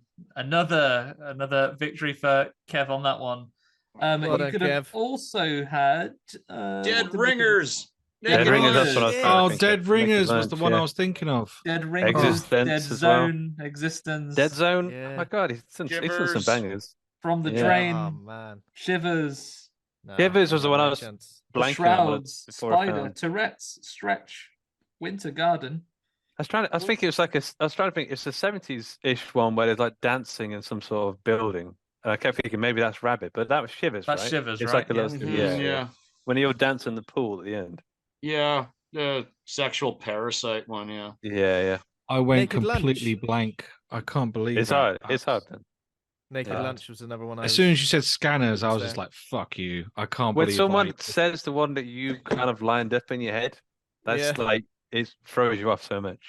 And then The Fly, and I was just like, you know what? I'm not. Because I was saving it because I was thinking I was saving it too, but I'm like, Yeah. my strategy was like, when it was down to me and Ben, I'm like, I'm just gonna take The Fly because that just throws him right off. He's like, fuck, No, that was my bingo save replace card. Yeah.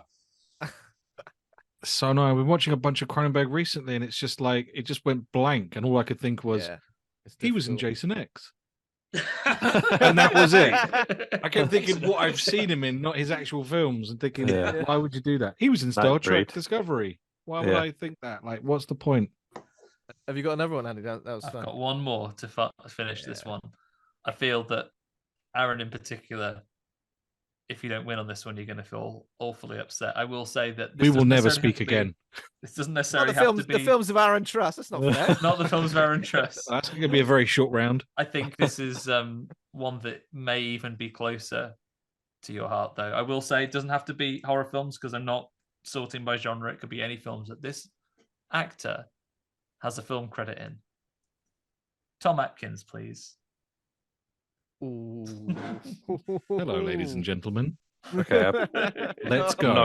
I'm not gonna Let's do very well. Fucking go. Right, Luke, ready to start when you are. Halloween 3. Halloween 3, Season of the Witch. Aaron. The Fog. Yes. Kev. Escape from New York.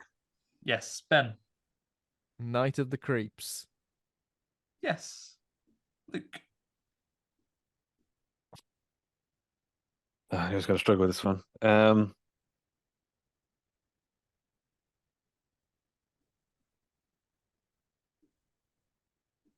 don't know. That way, Ben's rubbing his nipple.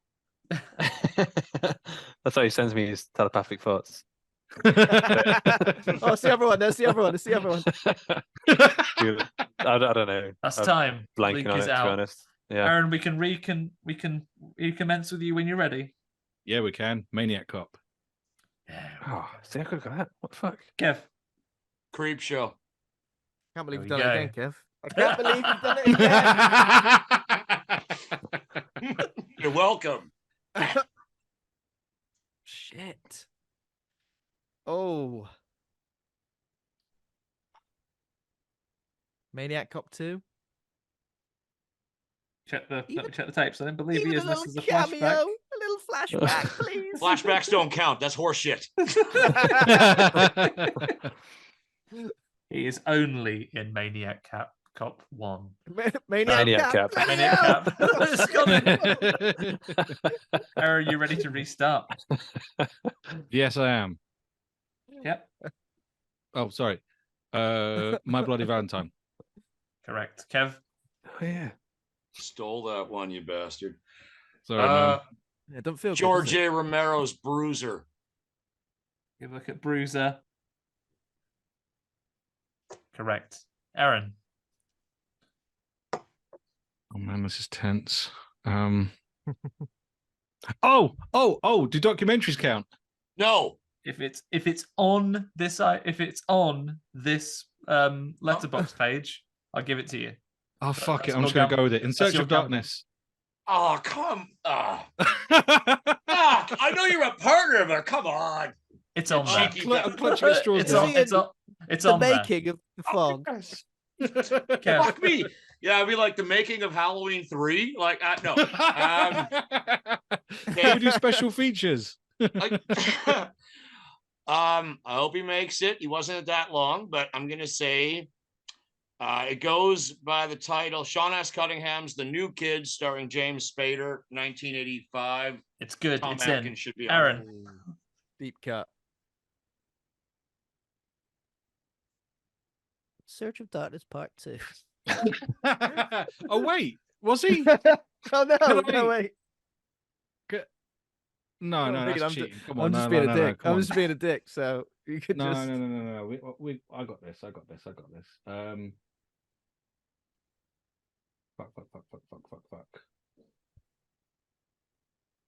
Don't give me a timer. About to. You're not in charge. No, man. don't. Hi. Search of Darkness Part 2. Yes, it is on there. Kev. I'm so fucking desperate. Jesus. Sorry. I mean, I will say, surely you're going to have to rob him of this last one. Yeah, Robin with the last one. Oh, is it my turn? Yeah, you're up, Kev. I'm going to say Lethal Weapon. He is in Lethal Weapon. Oh, Okay. okay. Okay, we can do that. Yeah, Lethal Weapon 2. Come on, let's go.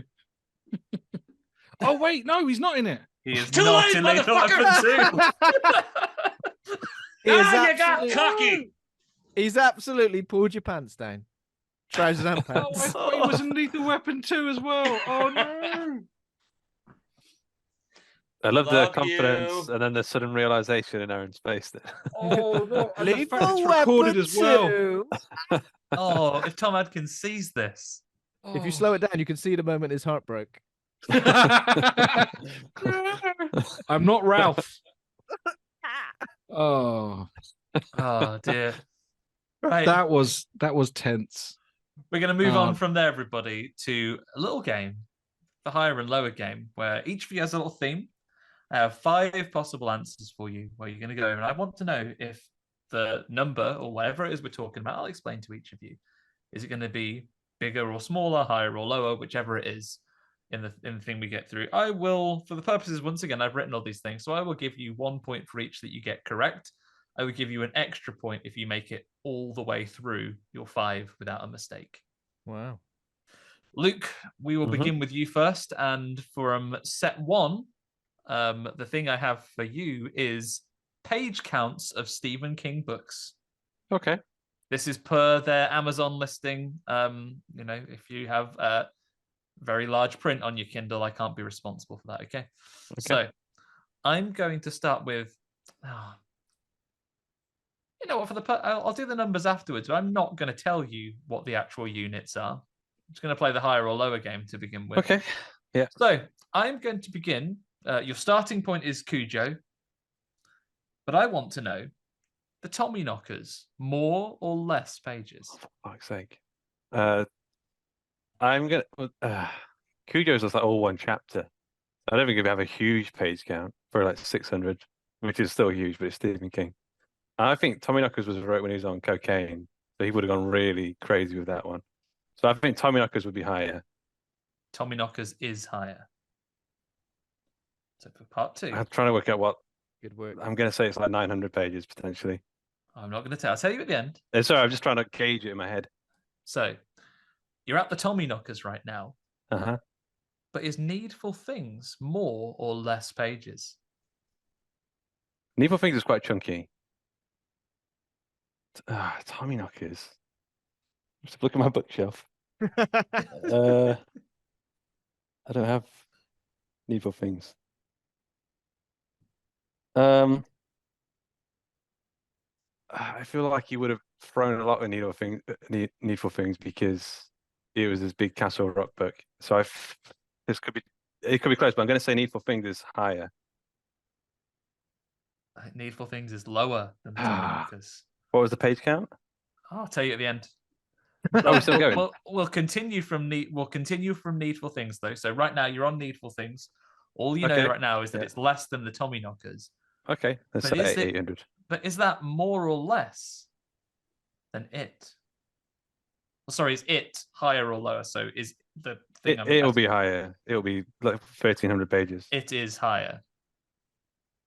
So it is higher. So when we're at it though, what happened when Stephen King went on to write Under the Dome? Did he put more or less pages in that than he put in it? That was a chunky book, but I think it was like 1,100 pages. The Stand is like 1,300 pages. Under the Dome is really chunky. It would have been very close. I think Under the Dome will be lower. Under the Dome is lower. And then finally, Luke, finishing you on the trail from Under the Dome, was Pet Sematary more or less? Less. It's like, I don't know, 600 pages. It's not a huge Correct, but no bonus, unfortunately, because Needful Things scuppered you at the last second there. So for those playing along at home, Cujo was our starting point. There were 432 pages in Cujo. Tiny, yeah. Tommyknockers is 992. Needful Things, 990. I knew they'd be close. That's difficult, yeah. Yeah, I think I would have got it wrong out of the gate. Yeah, ever so slightly smaller. It is then 1,088. Under the Dome is 896. Pet Sematary is 480. Yeah. Or, based on these particular copies that I was looking at on Amazon at this given time. Yeah. But in hardback or paperback? I didn't look. Whichever one was the highest. Yeah. Although I can tell you, though, depending on your feelings on books versus films, whether this is joyful or depressing for you, the version of it I looked at did have a special cover to celebrate the film. Nice. No. Aaron, here is yours. We talked about him a little bit earlier, and I know that you're not a... Tom Atkins never wrote a book. It's not Tom Atkins. We talked about him extensively at the beginning. But I'd fucking read it. As Tom. I'm talking about the heights of different Godzillas. Oh my God. Oh. I literally said earlier in the podcast, I've never seen another Godzilla. I had already written the questions by then. So, your starting point, whose height I will tell you when we finish, is original recipe 1950s Godzilla. But is 1999 Matthew Broderick fighting Godzilla bigger or smaller than the original? Oh man! All right, I'm gonna go by logic here. So, I would assume if you were going to do an American remake of an old King Kong, you'd make him bigger. So I'm going to go he's bigger than the original original Godzilla. He is bigger. That Godzilla, so 1999's Matthew Broderick fighting Godzilla versus our current American MonsterVerse Godzilla as of King of the Monsters, I believe. Okay. All right. So the closest I've got is trailers for this one. So I'm gonna say smaller because Kong is smaller, and they're kind of a little bit the same. So yeah, I'm gonna say smaller. Incorrect. He is bigger. But from taking the MonsterVerse Godzilla, the height I will explain later, is before our most recent one, we had Shin Godzilla. Is Shin Godzilla bigger or smaller than the MonsterVerse Godzilla?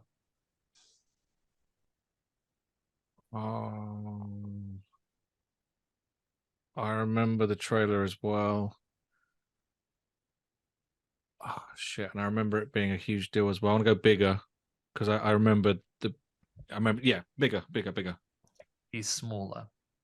Oh, fuck. Okay. So from Shin Godzilla damn. to the Godzilla we recently all saw and enjoyed very much in Godzilla -1. Is that Godzilla a bigger or a smaller Godzilla than Shin Godzilla?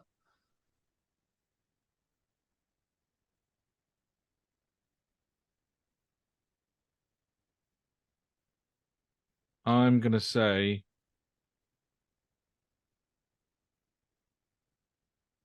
Oh, man. I really want to say smaller. You'd be correct to say smaller. He is smaller. So I'm going to say smaller. Okay. Don't worry, if you'd have backed out, I'd have gone, no, you already said it. Fair enough. Then finally, from a recent anime Godzilla series, is that Godzilla bigger or smaller than Godzilla -1? I'm going to say bigger because it's anime. It is. That's good logic. And here are your sizes. So original Godzilla is around 50 meters tall. 1999 American Godzilla is 70 meters tall. The Monsterverse Godzilla is 120 meters tall. Shin Godzilla is 118 meters tall, the tallest Japanese-produced Godzilla, apart from the animated one. Godzilla -1 goes back to his original height of around 50 meters tall, and anime Godzilla, or as he is more widely known, Earth Godzilla, is 300 meters tall. Chewbacca's 2 meters tall, for reference. He is like 150 Chewbaccas. See, that's where I went wrong, man. I should have been thinking about Chewbacca. Yeah. How many Chewbaccas is a Godzilla? Kev, I have your higher lower game for us. All right. There have been many, I couldn't get a reliable count. There have been many films that have traded off the Amityville name, an awful, awful number of them. I'm going to look at some of those things and how they have fared on, I should say, actually, making sure I've quoted my sources. The Godzilla one was based on a Screen Rant article in terms of those Godzilla sizes. But for the Amityville one, I'm going as it was today. These things can change if thousands of you go off and put votes on these things.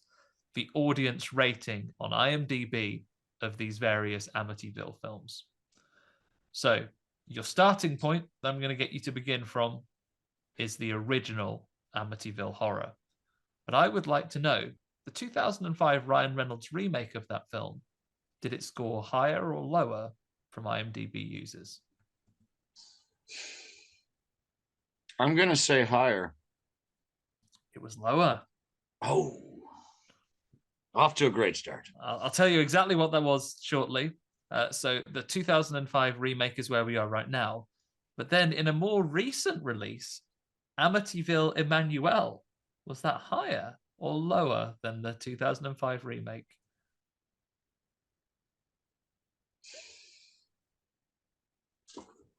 Oh, man, that's tough. I'm going to leave it to the coin. Higher. It was lower, I'm afraid. Bullshit. Yeah. Fucking Canadian coins. Going further back, Amityville Emmanuel was quite recent. So from Amityville Emmanuel was the first time that I'm aware of that they left the house in Long Island. Amityville: The Evil Escapes. Was that rated by IMDb users higher or lower than Amityville Emmanuel? I mean, I haven't seen Emmanuel, and I think The Evil Escapes was a made-for-TV movie at the time. Is it The Mirror? But I've lost track. After part 3, it became The Mirror, The Dollhouse, The Lamp, and some other I think object. Amityville: The Evil Escapes is The Lamp. Yeah. It was made for TV. I think it was. There was no swearing or nudity in that one. The next one there was, because that was made for cable one. I'll say higher for nostalgic reasons. It's still lower, I'm afraid. God damn it. So from Amityville: The Evil Escapes is where we are right now. But did the Amityville vibrator score more highly or less favorably based This on... is such a trick question because maybe only 3 people voted on it and saw it on IMDb and they were drunk and they're like, hell yeah. And that two out of 3 worked on that movie that they shot in 3 hours over a Happy Meal budget. Kevin, man, why don't you just run into the store quickly? I got to get one of these right. So let's just go with, oh shit. I guess I'll say lower. Just please, God, give me faith here. It was higher. Fuck, I knew it. I knew it. Oh shit. I'm telling you, the cast and crew voted on that shit. And then we're going to finish with, so our beginning point is the Amityville vibrator, but does the Amityville dollhouse score better or worse than IMDb? Better or worse than the Amityville vibrator? This is why I lose faith in humanity by looking at IMDb ratings. I'm gonna go higher. Just, it's got to be. It's lower. Isn't it? I fucking knew it. So based on those scores, based on Amityville film user ratings as of today, the original gets a 6.7. The remake of 2005 is lower at 5.9. Amityville Emmanuel is lower still at 4.5. But that ever so slightly edges Amityville The Evil Escapes, which only has 4.4. The Amityville Vibrator does better than that at a 4.7, but then unfortunately Dollhouse drops back down to a 4.3. And on my shelves I have Amityville Toilet, Amityville in Space, Amityville in the Hood, and these are all on my shelf, but I don't have time to watch them all. And by the way, critics be damned, the greatest Amityville movie is Amityville 2: The Possession. That thing is the best. Masterpiece. That is a masterpiece. I'm just done a run through of some of them, and Amityville 2 is excellent. Oh, look at that. There it is. Featuring. Just saying, Diane Franklin wasn't on the list. known for pareidolia and also Aaron picked up on it. That's right. Good way to squeeze that in. Yeah, had to be done. Well, that was disappointing. Ben, throw that comment in the bin, man. We're going to finish with you, and I've done some lovely maths for yours, Ben. Oh, not lovely. I'm doing films in the Saw franchise based on the budget number of kills. Oh no, budget versus the height of the victims. Budget that. From the good people at numbers.com, I've taken a look at the production budget and matched that against the worldwide box office of these Saw movies. I want to know the percentage of their budget that they made in their box office around the world. I'm going to start you with Saw X, Saw 10. But in terms of return on budget percentage, was Saw 3D's higher or lower? I'm pretty sure Saw X has done well, right? So possibly coming. I'm gonna say, wait. So how am I phrasing this? So like Saw X versus Saw 3D. Lower. Was its return higher or lower? Oh, so was Saw X's return higher or lower? Sorry, yeah. So you're commenting on the direction towards Saw 3D. Is Saw 3D higher or lower than Saw X? Okay. I'm going to say lower. You're correct to say lower, Ben. So well done me for not really understanding the question yet, but I'll get there. So from Saw 3D as your starting point, next thing you're going to jump to is Jigsaw. But did that get higher or lower return than Saw 3D? I say lower again. That's higher, actually, Ben. So it was all going so well. So from Jigsaw was Saw 4's return. Saw 4. Couldn't tell you what happens in it, but was its return higher or lower than Jigsaw's? I mean, I really don't know. I've only seen 1 to 3. Let's say higher. It was higher, correct. It's very well. So you're at Saw 4. I'm going to talk to you about the original now, though. Was the original Saw's return on its production budget higher or lower than Saw 4's? In terms of percent, it's got to be higher. Correct, it is higher. now one for you to muse over to finish up with. Original Saw versus its first sequel, Saw 2. So that's return on its budget higher or lower than the original Saw?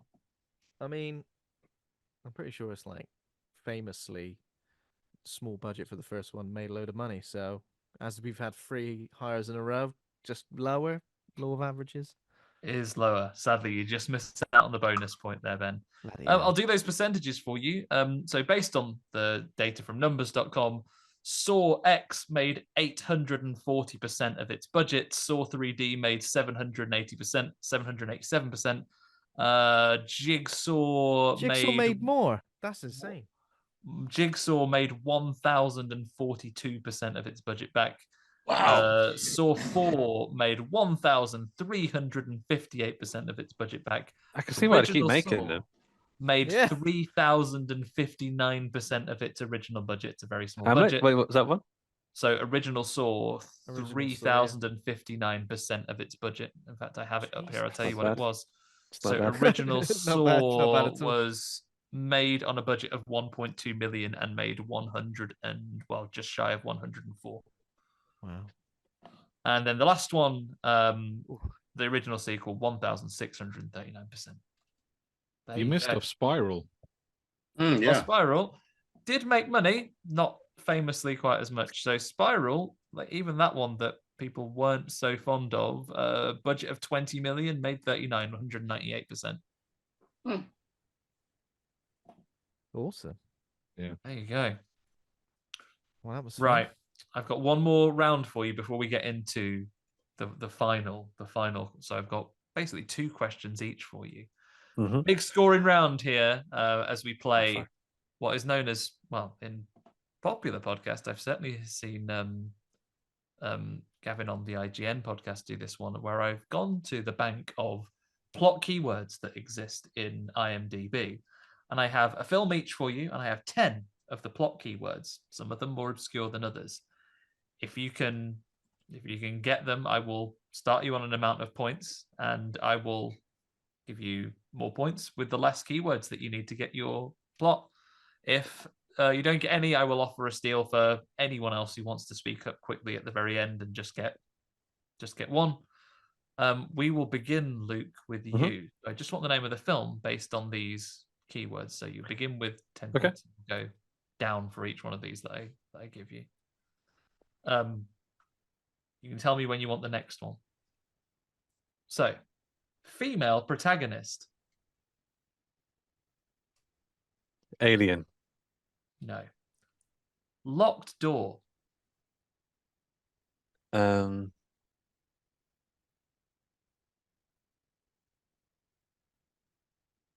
Panic Room. It's not Panic Room. Skin disease. Cabin Fever. It's not Cabin Fever. Religious mother. Carrie. It's not Carrie. Reading aloud from the Bible. Hang on. Hang about. Reading aloud from the Bible.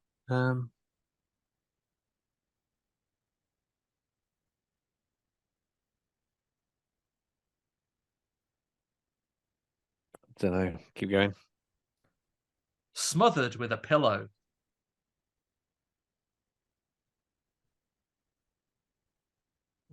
Religious mother.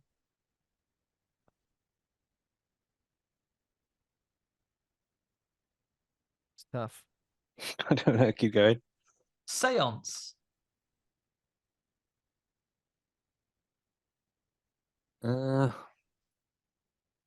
Exorcist. Afraid not. Murder suicide. Man, murder suicide. Female protagonist. Suicide.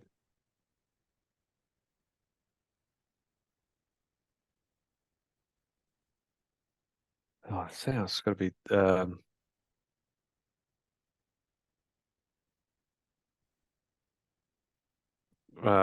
Like Ouija or something. It's not Ouija. Surprise ending.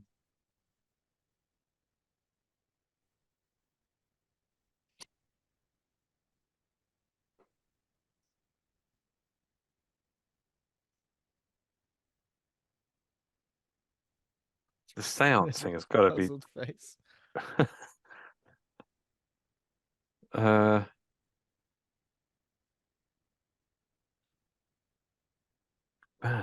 second at this one. Fucking hell, sounds. Skin disease as well. That's got to be a big clue. I don't know. Keep going. Your final clue, Luke, is filicide, which I know all of you gentlemen here will know, but for anyone listening at home that doesn't, filicide is what they call it when a mother kills her own children.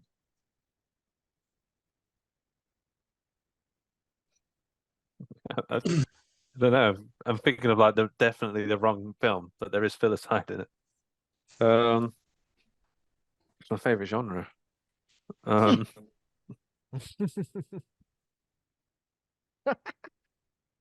my favorite genre. This film got filicide in it? No, not interested. No interest. Final guess, Luke, before I throw it over Kevin's to got a special section for it in his shop. Murder, suicide, filicide. He's got this film. Yeah, you want to check the filicide section? Mikey's going to. I don't want to say because it's wrong. So murder, suicide, female protagonist, Shutter Island. I don't know. I can't get it. It's not Shutter Island. Does anyone want to steal this one? I can't. It's not Poltergeist, is it? It's not Poltergeist. I'll give everyone a guess. Aaron, Poltergeist, I'm afraid not. Ben or Kev, do you want a shot at it? Is it? I feel like it's like a newer movie, maybe. I keep thinking of that film with what's her name, Sarah Paulson in it. Is it Run? It's not Run. No.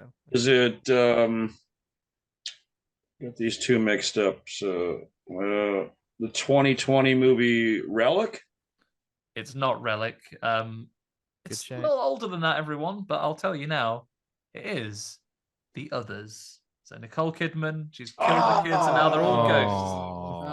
I forgot about the skin disease. Where's the skin disease? The skin disease? She keeps all the curtains closed because she says that they're not allowed to see the sun. Oh, right, yeah. Man, I haven't watched that in years. No one else got that as well. It makes me feel a bit better. Aaron, ready for yours? Flatliners. It's not Flatliners, and I tell you what, I'll give you this one for free. It's also not Wednesday. Okay. Okay, it's a horror film though. Your first clue is written by director.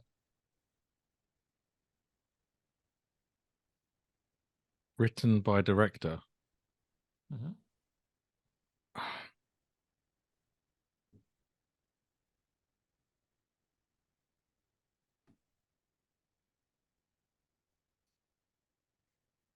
Man, why you gotta give me the hard ones? You want an easy one like filicide? Yeah, that's my favorite genre, man. Written by director.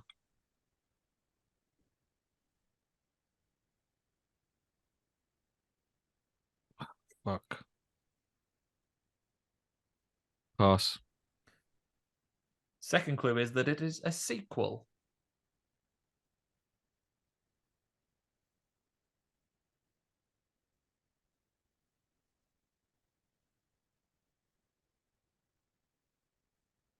Not Return of the Living Dead, is it?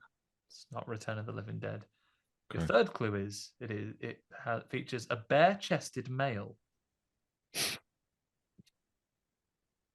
That's my second favorite genre. I think there's a lot of favorite genres that are going to come up in this one. Yeah. Bare-chested male, written by director. It's a sequel. It's a sequel.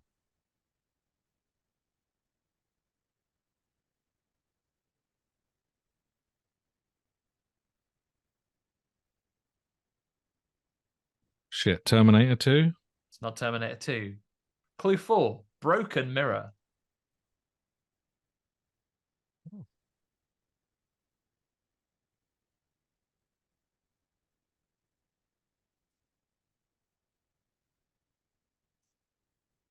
Tough.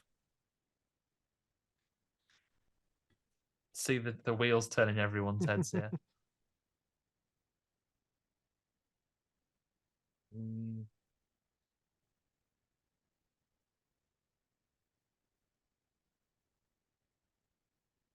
time, yeah, I can move you on to the next one.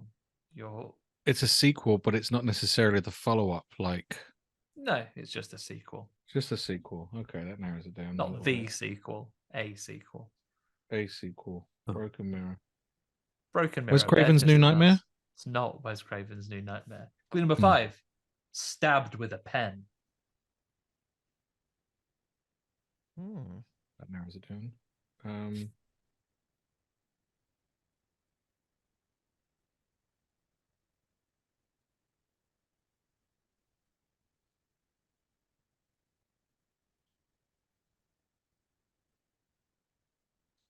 Oh.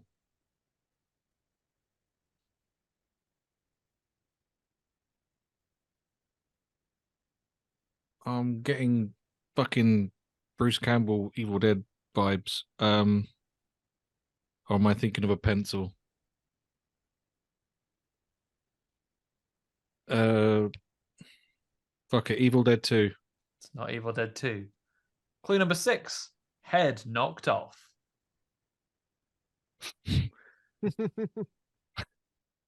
My bloody head's been knocked off.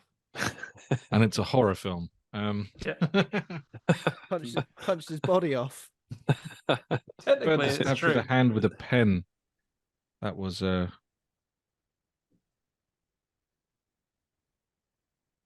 on. Head knocked off.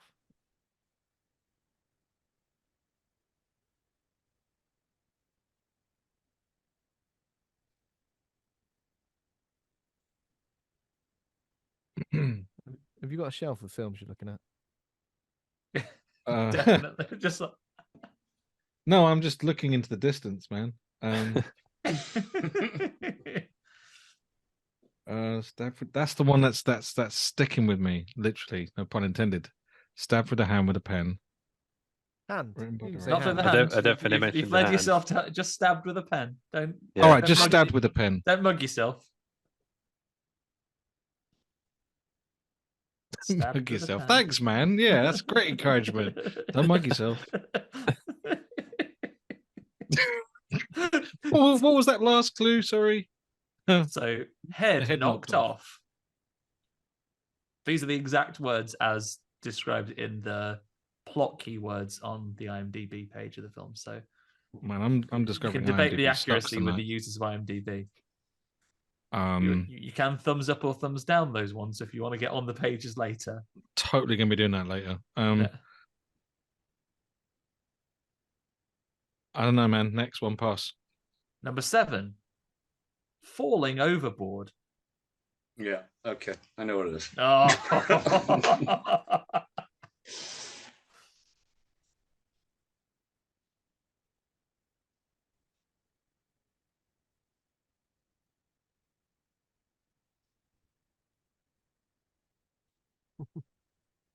Oh man, I'm not getting anything. This is so annoying. Next. Clue number 8, snorting cocaine. Kev has double got it now. I'm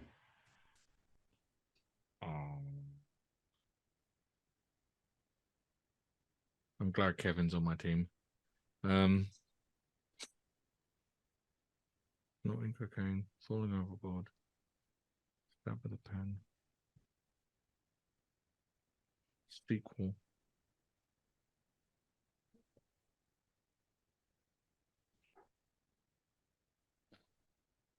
In many ways, Aaron, I do want to encourage you to get it, but if you don't, I am kind of looking forward to Kev's. Well, it was this year. Right. Okay. Okay, it's a sequel, so maybe it's part of a franchise. Stab with a pen. Oh. Is it? It's not a Dracula film, is it? It's not a Dracula film. Fuck. Clue number 9. Borough in title. What did you say? Borough in title. I'll give everyone a clue on that one. I feel like it's from an American sense, a borough in a title, not like UK Middlesbrough. It's not like that. Borough in title. It's a place. That's the title. It's in the title of the film. Written by the director. I've already given an just a borough.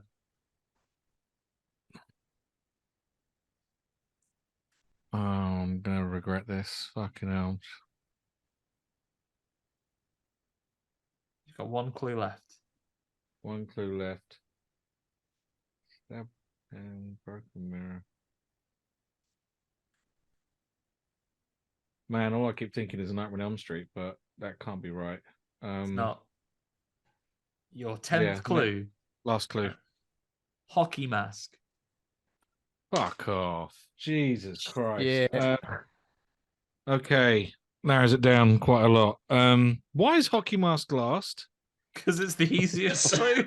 But like Philistine gave the others away. Jason Goes to Hell. It's not Jason Goes to Hell. No, it's not. Oh no. No, Barrett in the name. I'm such an idiot.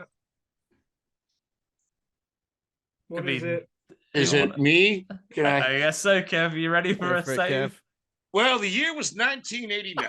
It was a year of many sequels. We had Nightmare on Elm Street, The Dream Child. We had Halloween 5. We had Texas Chainsaw 3, Leatherface. And we were going to move Jason from Camp Crystal Lake to New York City. Improv Heat Part 8, Jason Takes Manhattan. Written and directed by the same man who worked on the television series. His original plan had Madison Square Gardens, the Brooklyn Bridge, all that crazy stuff. Now, I wasn't sure until you brought the pen. I remember that the lead antagonist, she gets Stephen King's pen as a gift, and she does stab Jason with it. And the cocaine sorting, and obviously the head knocked off was Julian's head being knocked off with the boxing match on the thing. Aaron. It was tough, apart from the very last clue. Yeah, I don't really know. Honestly, I did not think of Jason Takes Manhattan. The first film that popped into my head was Vampire in Brooklyn, Eddie Murphy. Mine was Evil Dead 2. I was totally with Aaron. I thought Evil Dead 2 earlier. Head knocked off. Broken Mirror. What's the broken mirror bit? There's like a disco. Jason pushes. Jason throws the lady who was doing the cocaine into the broken mirror and kills her with a piece of the mirror. Yeah. And they spend most of that film on a boat anyway. Jeez. Yeah, which one person falls overboard. Yeah. A lot of people who know me are like gonna spit on me when they see me because I always riff on this film. And they wouldn't even heard this quiz.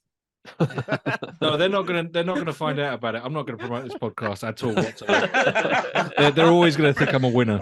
First you lose to Tom Atkins, and now you don't get this. Yeah, trust me. Hey man, I lost Tom Atkins to 1 point, and the difference was I thought I was right. There's a difference, Kev. Lethal Weapon 2. I'll remember that. You'd be even more upset that you could have, like, Kev didn't eat your lunch on In Search of Darkness Part 3. That was right there in the chamber. Oh yeah, I should have. Yeah. Next year. But then it would have turned out he wasn't in that one, so that would have been he was extra humiliating. Kev, here's yours for you. All right, Aaron. Once again, you're going to help me out when I can't get this. Oh yeah, I've got your back. You do. We're Tom Atkins brothers. We know this. All right. The first clue, Kev, is I'm afraid this is a very rude film. It does feature the F word. Narrows it down. Oh, that's the first clue? That's the first clue. The F word. That's interesting why that would come up first. I just chose them at random, so it's no. Oh, okay. I just chose ones that I chose ones that are more obscure first, and then more obvious towards the end. Okay. Wait, that means Kevin, if you get it, I'm thinking not necessarily. Oh, okay. They just say the F word at some point in the film. This film features the F word in some capacity. Wow. Okay. Yeah, Kevin, if you get this on the first go, I'll buy you a drink. That would be nuts. I mean, but obviously it wouldn't show up on the source that he gets these from unless the F word was not prominent. Like, like maybe it was said once, like a really big moment in the film where like our protagonist is like, go fuck yourself, or it's like a Freddy line or something, but I don't remember Freddy dropping the F-bomb that much. Welcome to prime time, bitch, and all that. Yeah, we can move along to clue number 2, I think. Clue number 2, this film continues to be incredibly rude. It also features buttock nudity. Buttock nudity. Buttock nudity. Buttock nudity. Generally one of the tags for this film. A bare arse. Doesn't necessarily mean it's going to be in erotic forms, just buttock nudity. A lot of naked people. Could be some weird seance thing. Rosemary's Baby? Not Rosemary's Baby. Your third clue is that was quite rude. All those old people all naked and shit during the seance at the end. I didn't want to jump to Sallow right away, but I'll keep that in mind. Oh, we're going to keep going then. And your third clue, I feel like this is painting a certain picture of this movie, and certainly who's put the keywords in here. But your third clue is tied up while barefoot.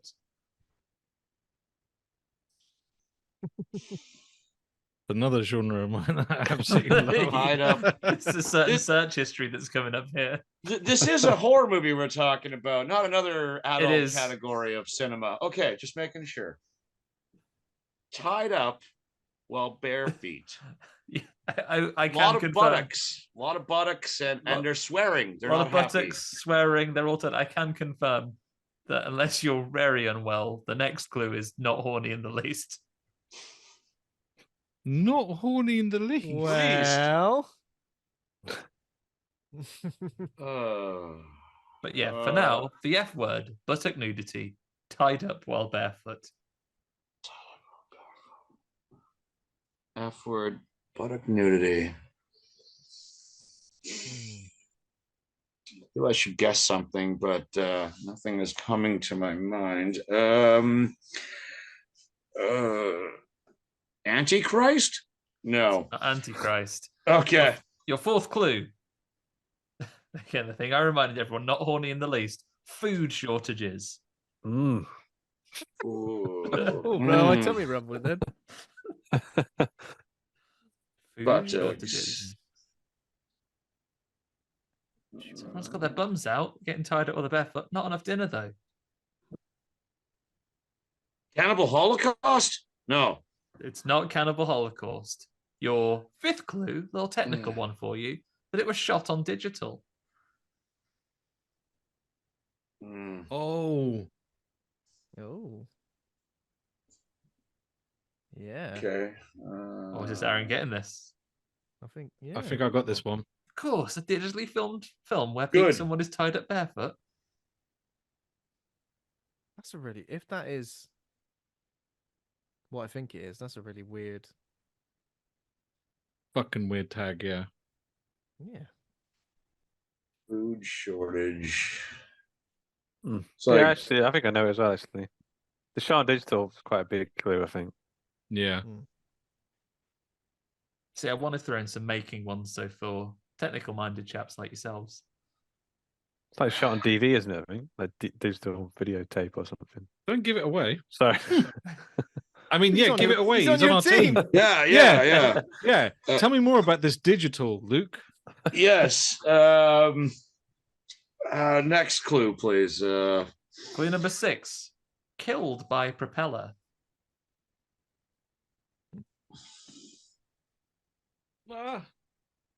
Fuck.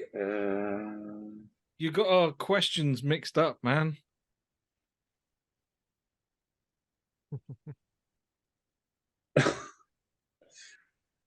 Fucking shot digital.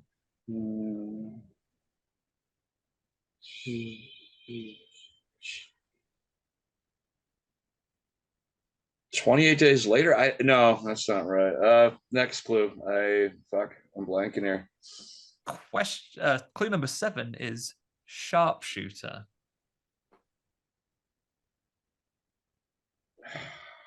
Fuck. Okay, like a hunting thing, like buttocks, no shoes, digital, sharpshooter.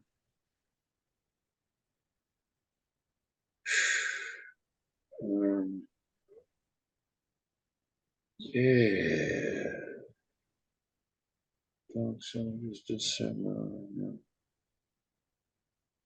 Fuck, feels like a Ben Wheatley movie, but I don't think it is.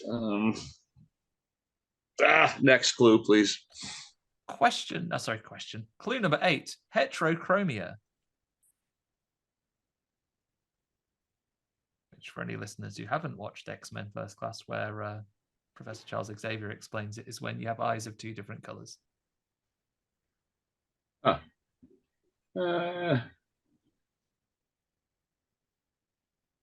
don't think I've seen this movie. This is weird. Next clue, please. Clue number 9 is UK. This might be why I have not seen this movie. That's not true. I've seen a lot of the movies. Doc. Aaron, you got this, right? I think I do, or I thought I did, but now I'm even more certain. Okay. Well, let's just do it, Andy. Let's give me number 10. Hopefully number 10 is infection. Come on, Kev. Come on. So it wasn't 28 days later? No, it wasn't 28 days later. But you already guessed that. Months later? Oh, Kev. Hit the bar. Anyone, Aaron? Fucking hell, I thought it was 28 days later as well, so I was a bit sort of shocked when... I thought so, yeah. Until you said propeller death. On digital. The only other one I can think of is Contagion. Are you opening it up, Andy? I'll open it up. Anyone or just Andy? It's 28 weeks later. It's 28 weeks later. Oh shit! Why did I say months? Kev hit the bar, and then Aaron missed an open goal. Yeah. Hang on a second. Wait, 28 weeks later was shot on digital. Apparently so. Yeah. That can't be right. I thought 28 days later as well, but then when Luke said DV or DV that's tape, why I was thinking. I thought it was 28 days later until it's the propeller death, and I was like, okay, maybe I'm wrong. Because 28 days later, the famous character Man died like that. Man. Man died like that. Oh shit. Yeah, the kid was immune. The kid had the 2 eyes. The kid with heterochromia is immune. You get one for the steal, Ben. Just one? Just one. And Jeremy Renner was the sharpshooter. Yeah, of course. Yep. And I imagine must be, is it Poots that gets tied up barefoot? Yeah, that part threw me off. Yeah, but a lot of buttocks. I don't remember a lot of buttocks in that movie, but my memory. Carlisle probably gets his bum out at some point. Was there more unprompted? Was there more fucks in that movie than an average genre movie? They have him and his wife have some sex before he absolutely abandons her and ruins, and the entire film is his fault, right? Nice. Yeah. Huh. Bummer. Right. All right, now it's Ben's turn. Ben, it's yours. Ben, your first clue is voiceover narration. Voiceover narration. It's tough. Ben, try thinking really hard about this next clue. I'm not going to think about the voiceover in that voiceover narration. Voiceover narration. There was a. Literally can't think of anything with a voiceover narration in it now. That isn't Morgan Freeman. Yeah.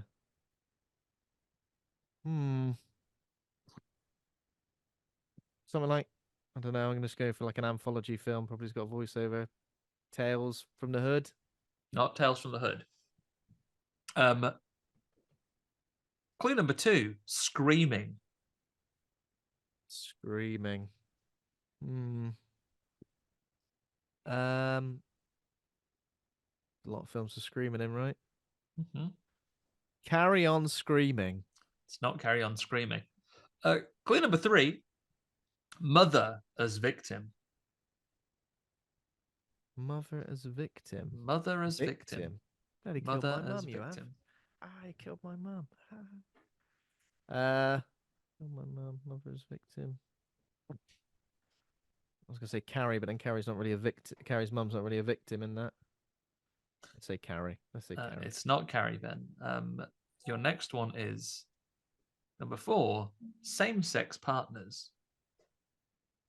Oh, there are same-sex partners in Scream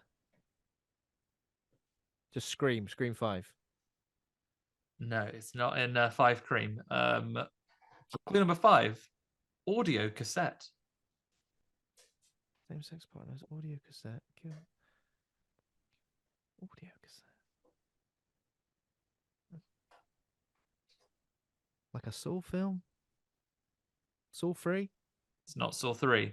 Clue number 6, buried at sea. Buried at sea. Buried at sea.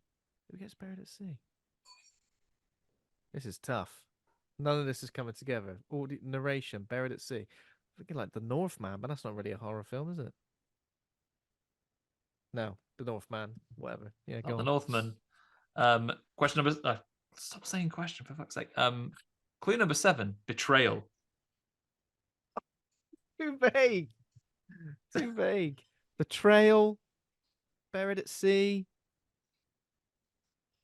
Put that face away, Aaron. I don't want to see it. I don't want to see it.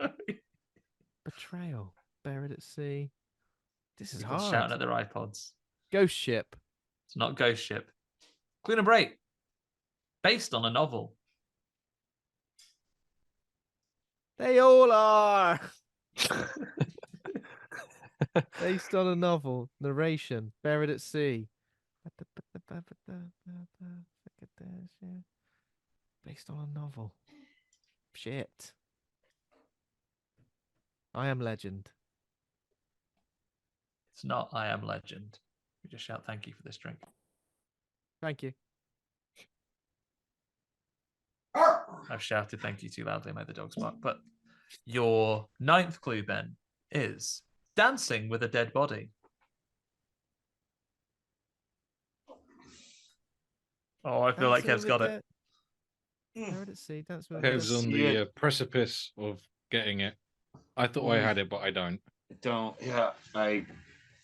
Dancing with a dead body. Like this sort of dance. That's what I'm picturing. Could possibly comment. Oh, see, now you've stuck Pearl in my head. Pearl.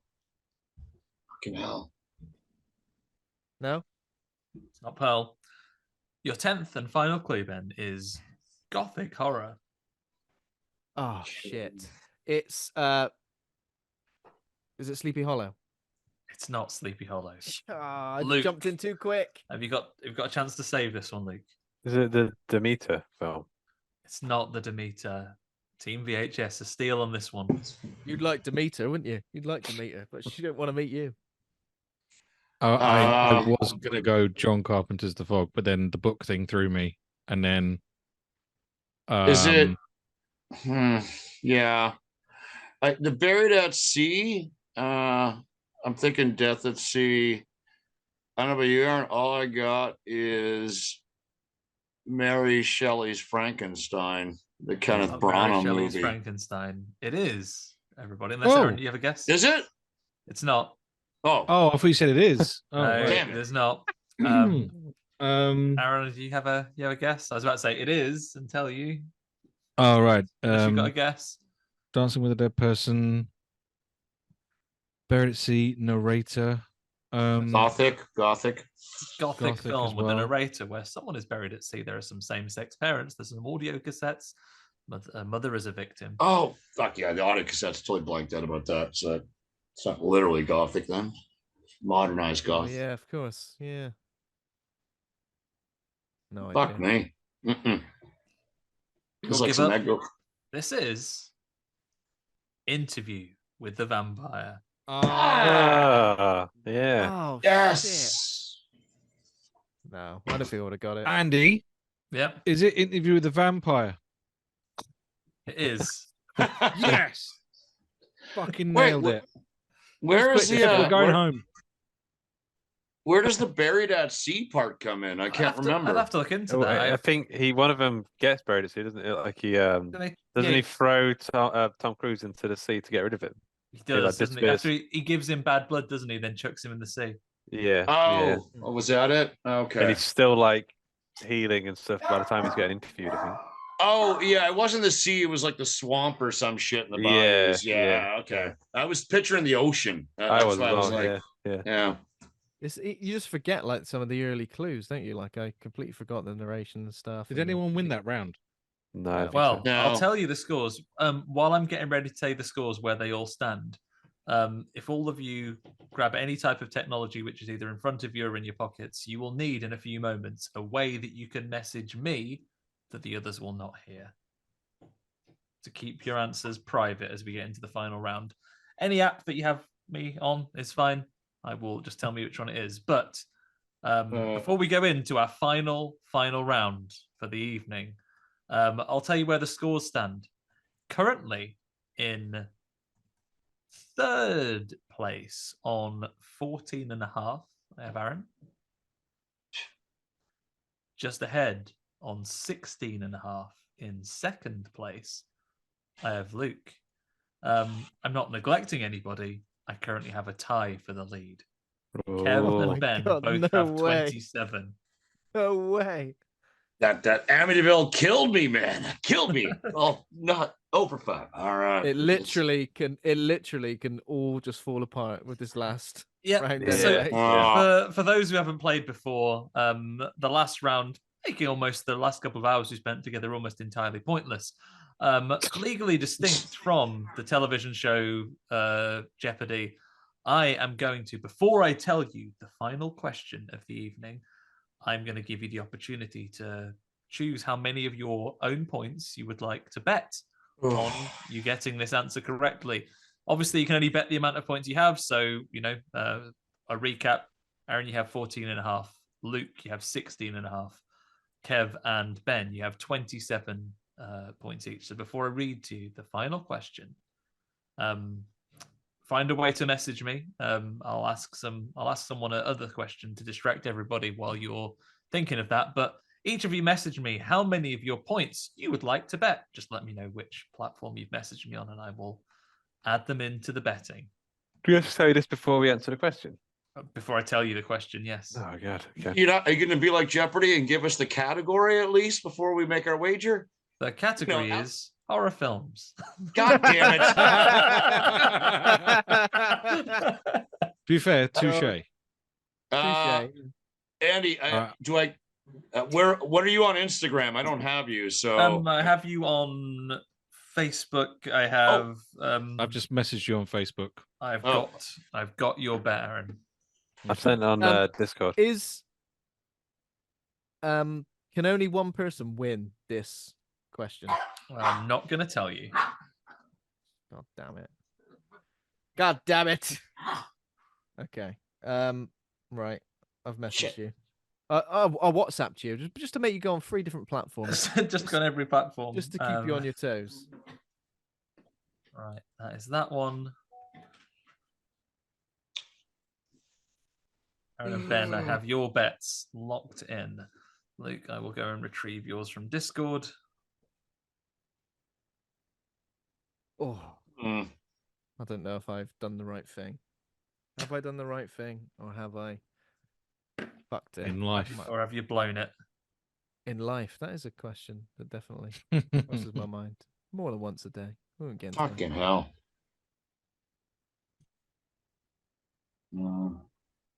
Because if I'm remembering correctly, I'm pretty sure this was where it all fell apart for me last year. I went too hard on the I bet. can't remember what the question was last time. So maybe I want to double down. Or be more concerned. Who knows? Oh, there you are. Okay. Loop. Okay. Has everybody done it? Yeah. Hang on, I got a message, Andy. Right. How many points did I have? 17? You have 27. 27? You have 27 to play with. Okay. To be fair, the fact that I'm neck and neck with you, Kev, I'm feeling pretty ecstatic about that at this stage. I'm happy to. I'm pretty happy where I'm at. It's So what happened last year, Ben? Did you bet at all? Do you remember last year? Did you go big or go home? I can't really That remember. did happen at one point. Ben. We have done that at one Ben point. was in the lead and he bet most of his points or something. I think I've done the exact opposite though. I think I've gone in like really low and I've bet all my points and just happened to win. So yeah. Okay. Do you remember if you got last year's final answer right or wrong? I can't remember what last one was. I think I got it wrong last year. Okay. Well, it's usually like, I mean, I can say this, can't I, Andy? All of us have to answer the same question, and it's like all of you will have to closest. answer the same question. Similar You'll to also the send your first, answers similar to the separately. first question, similar to the Dracula date question. It will be, I think. Yeah. Right. Yeah. I have Kev's bet as well. Let's put it in Bet. here. Bet. So, I will give you your final question. It's connected to something all of us have been connected to this year.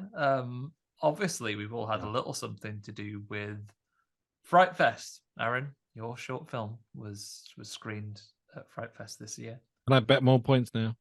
Kev, your film, a special, less stacked agenda on a Halloween special at Fright Fest this year as well. Ben, Luke, we were also there. We just went. Less auspicious, but we had a lovely time. My question relates to the summer Fright Fest event specifically. And the question I have for you is, per the program that we all were given at Fright Fest, and I'm going to give some little clues there, how many minutes of feature films were included on the lineup? A couple of caveats here to make sure minutes we're all of there. feature films? So how many minutes of feature films? This is based on the timings of the films listed in the program. I've got a few little clues for you. There are a few things that I will say. Is that I have listed the timings per the program of 65 movies. That does not include the short films because, quite frankly, the program didn't list all of their run times and not all of them have IMDb pages that I could reliably get them off.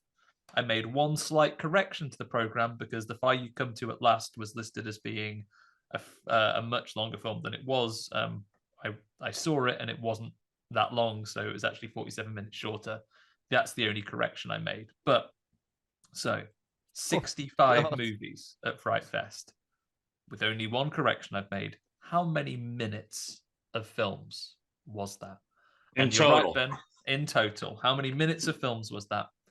And then, as Ben says, I will award the point to whoever gets the closest.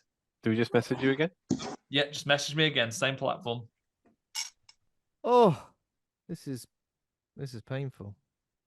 I kind of know what I want to write, but at the same time, I'm like, is that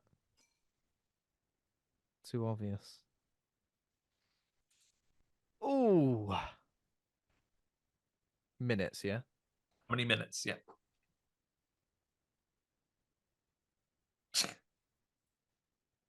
Okay. Right. Ben, I have your answer. Can I wait, Andy, that's not my real answer. Whatever I sent you is not my real answer. Can I do another one, Andy? Yeah, go on. I will. Or do I stick with that? I've sent you mine, Andy. Right. I sent you mine too. I'm trying to use mathematics here. Yeah, we're trying to work it out. Trying to do some. Andy, we're doing minutes here, yeah? In minutes, yep. Yeah. Right. I'm sending you another answer, Andy. I've changed my mind. Okay, right, Kev, I have yours locked in. No. Actually, once I've got everyone's, I will. Screw it. Whatever I said. You want to stick with your first answer? Yes. It doesn't seem right. Like it. Oh, fuck it. This whole thing doesn't seem right. It all came down to a math question. Yeah. This is the horror movie. It just depends how many points you bet as well, doesn't it? Because if you or how many you gambled, how much gambling you've done. Yeah. Let me get your answer, Luke.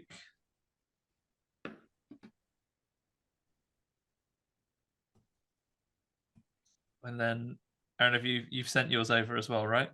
Yeah, it's not Flatliners. I was joking. Is that second answer what it was after? Wednesday. Sorry? That second answer what you're after? Yeah, that's what I'm going with. Oh, God. Okay. It's not Wednesday. It's not Wednesday. Okay. I have your answers in place. Let me just calculate who gets that one then. Okay. Doing a little bit of calculation. Anyone feeling particularly confident?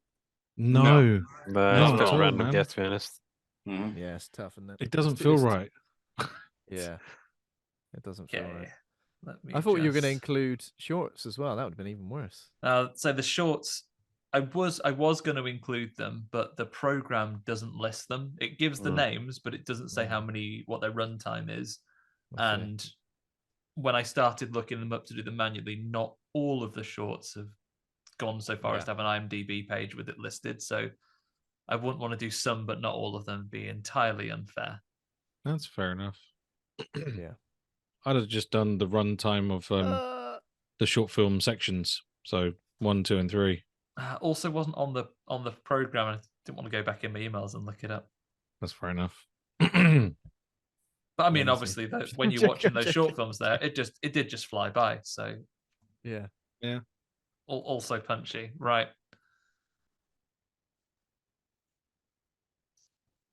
It's it's all in, right? Shall I tell you the answers you gave me first before I go into the how much you bet and what the actual answer was? Yeah. So, sure. In order that you're written down on the spreadsheet here, so it doesn't indicate how good or bad your score is. Aaron, you gave me 60,000 minutes. Kev, 5,460 minutes. No way.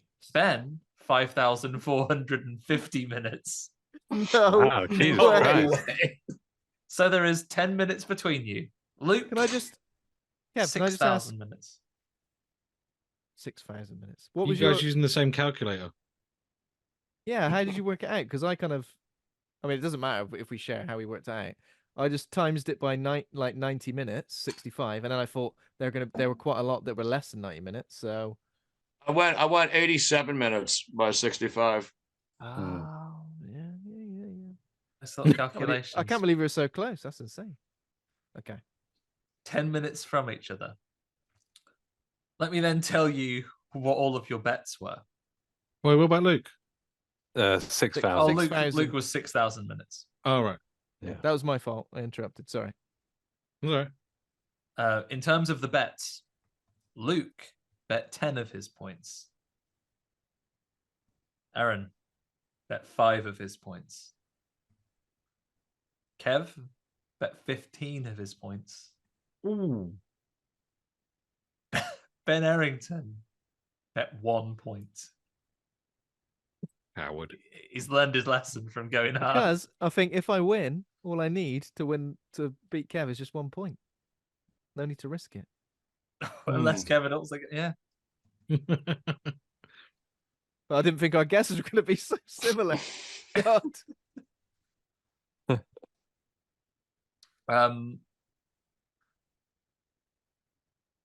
Coming out here, I'll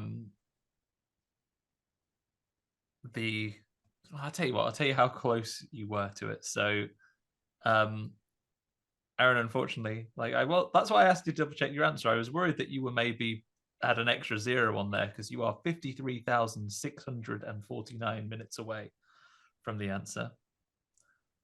Okay. Yeah, that's my mistake. It was like, have you added a 0 there? My bad. What a festival. Oh, no. I mean, That is the longest festival you've absolutely ever attended. Still going I'm on. gonna do 60,000 minutes of films. It's still going on. Might have put an extra 0 on there by accident. We're missing a film right now. We should be watching. Yeah, it lasts till Halloween. Ben, you were 901 minutes out. Kev, you were 891 minutes out. But Luke Kondor was only 351 minutes out. The correct full answer is Well done. 6,351 minutes. My math was very similar to Ben and Kevin's, but I thought there'd be a bunch that are super long as well. That are over 90 minutes. I was just trying to remember. I think the most of the films I saw were a bit less. But I figured most genre movies are under 90 minutes. That was I wasn't there. You guys had the advantage. I was like, just there was movies. I think there was one like 1984, the best geek year ever, and that was quite a long one that would have put it up. There were some others that were, like the Fire You Come to last only 40 odd minutes, but the averages obviously served you pretty well. What that means to the final scores with all the gambling, and I don't expect you to be able to work this out in anyone's head, but there is half a point in it. Aaron, you finish 4th with 9.5. That's fair.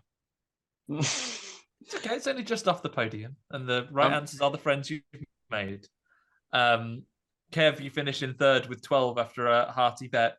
Ben, after a real slim bet, you finish on 26, but winning that answer and with a sensible bet, winning by half a point, it's Luke Kondor.